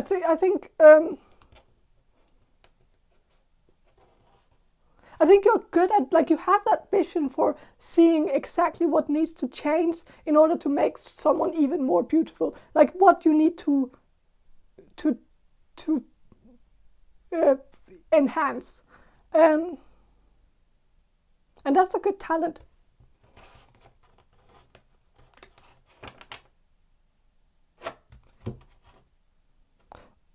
With the King of Wands reversed, and the Moon reversed, I think you have a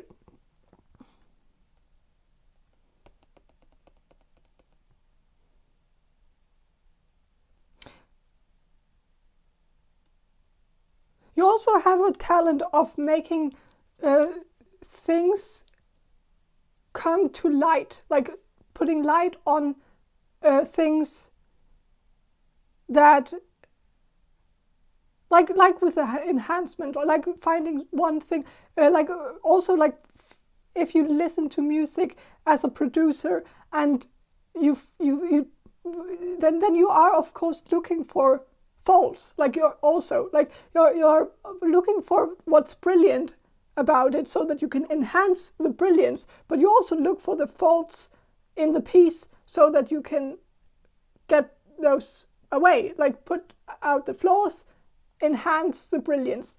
And I think you have an eye for flaws too. Like you can see if something isn't supposed to be there, if there's an odd man out, like if there's something that needs to go away, like killing your darlings, like reading through a book and you would be able to know which chapters need to just go away, like what needs to be written out of the piece in order to make it a masterpiece.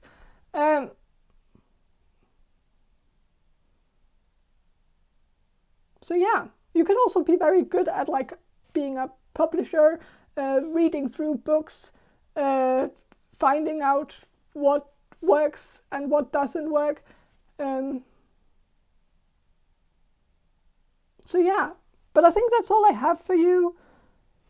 Group number 6, I hope this reading was helpful, and if it was, please subscribe to my channel, and I hope to see you in my next reading. Bye!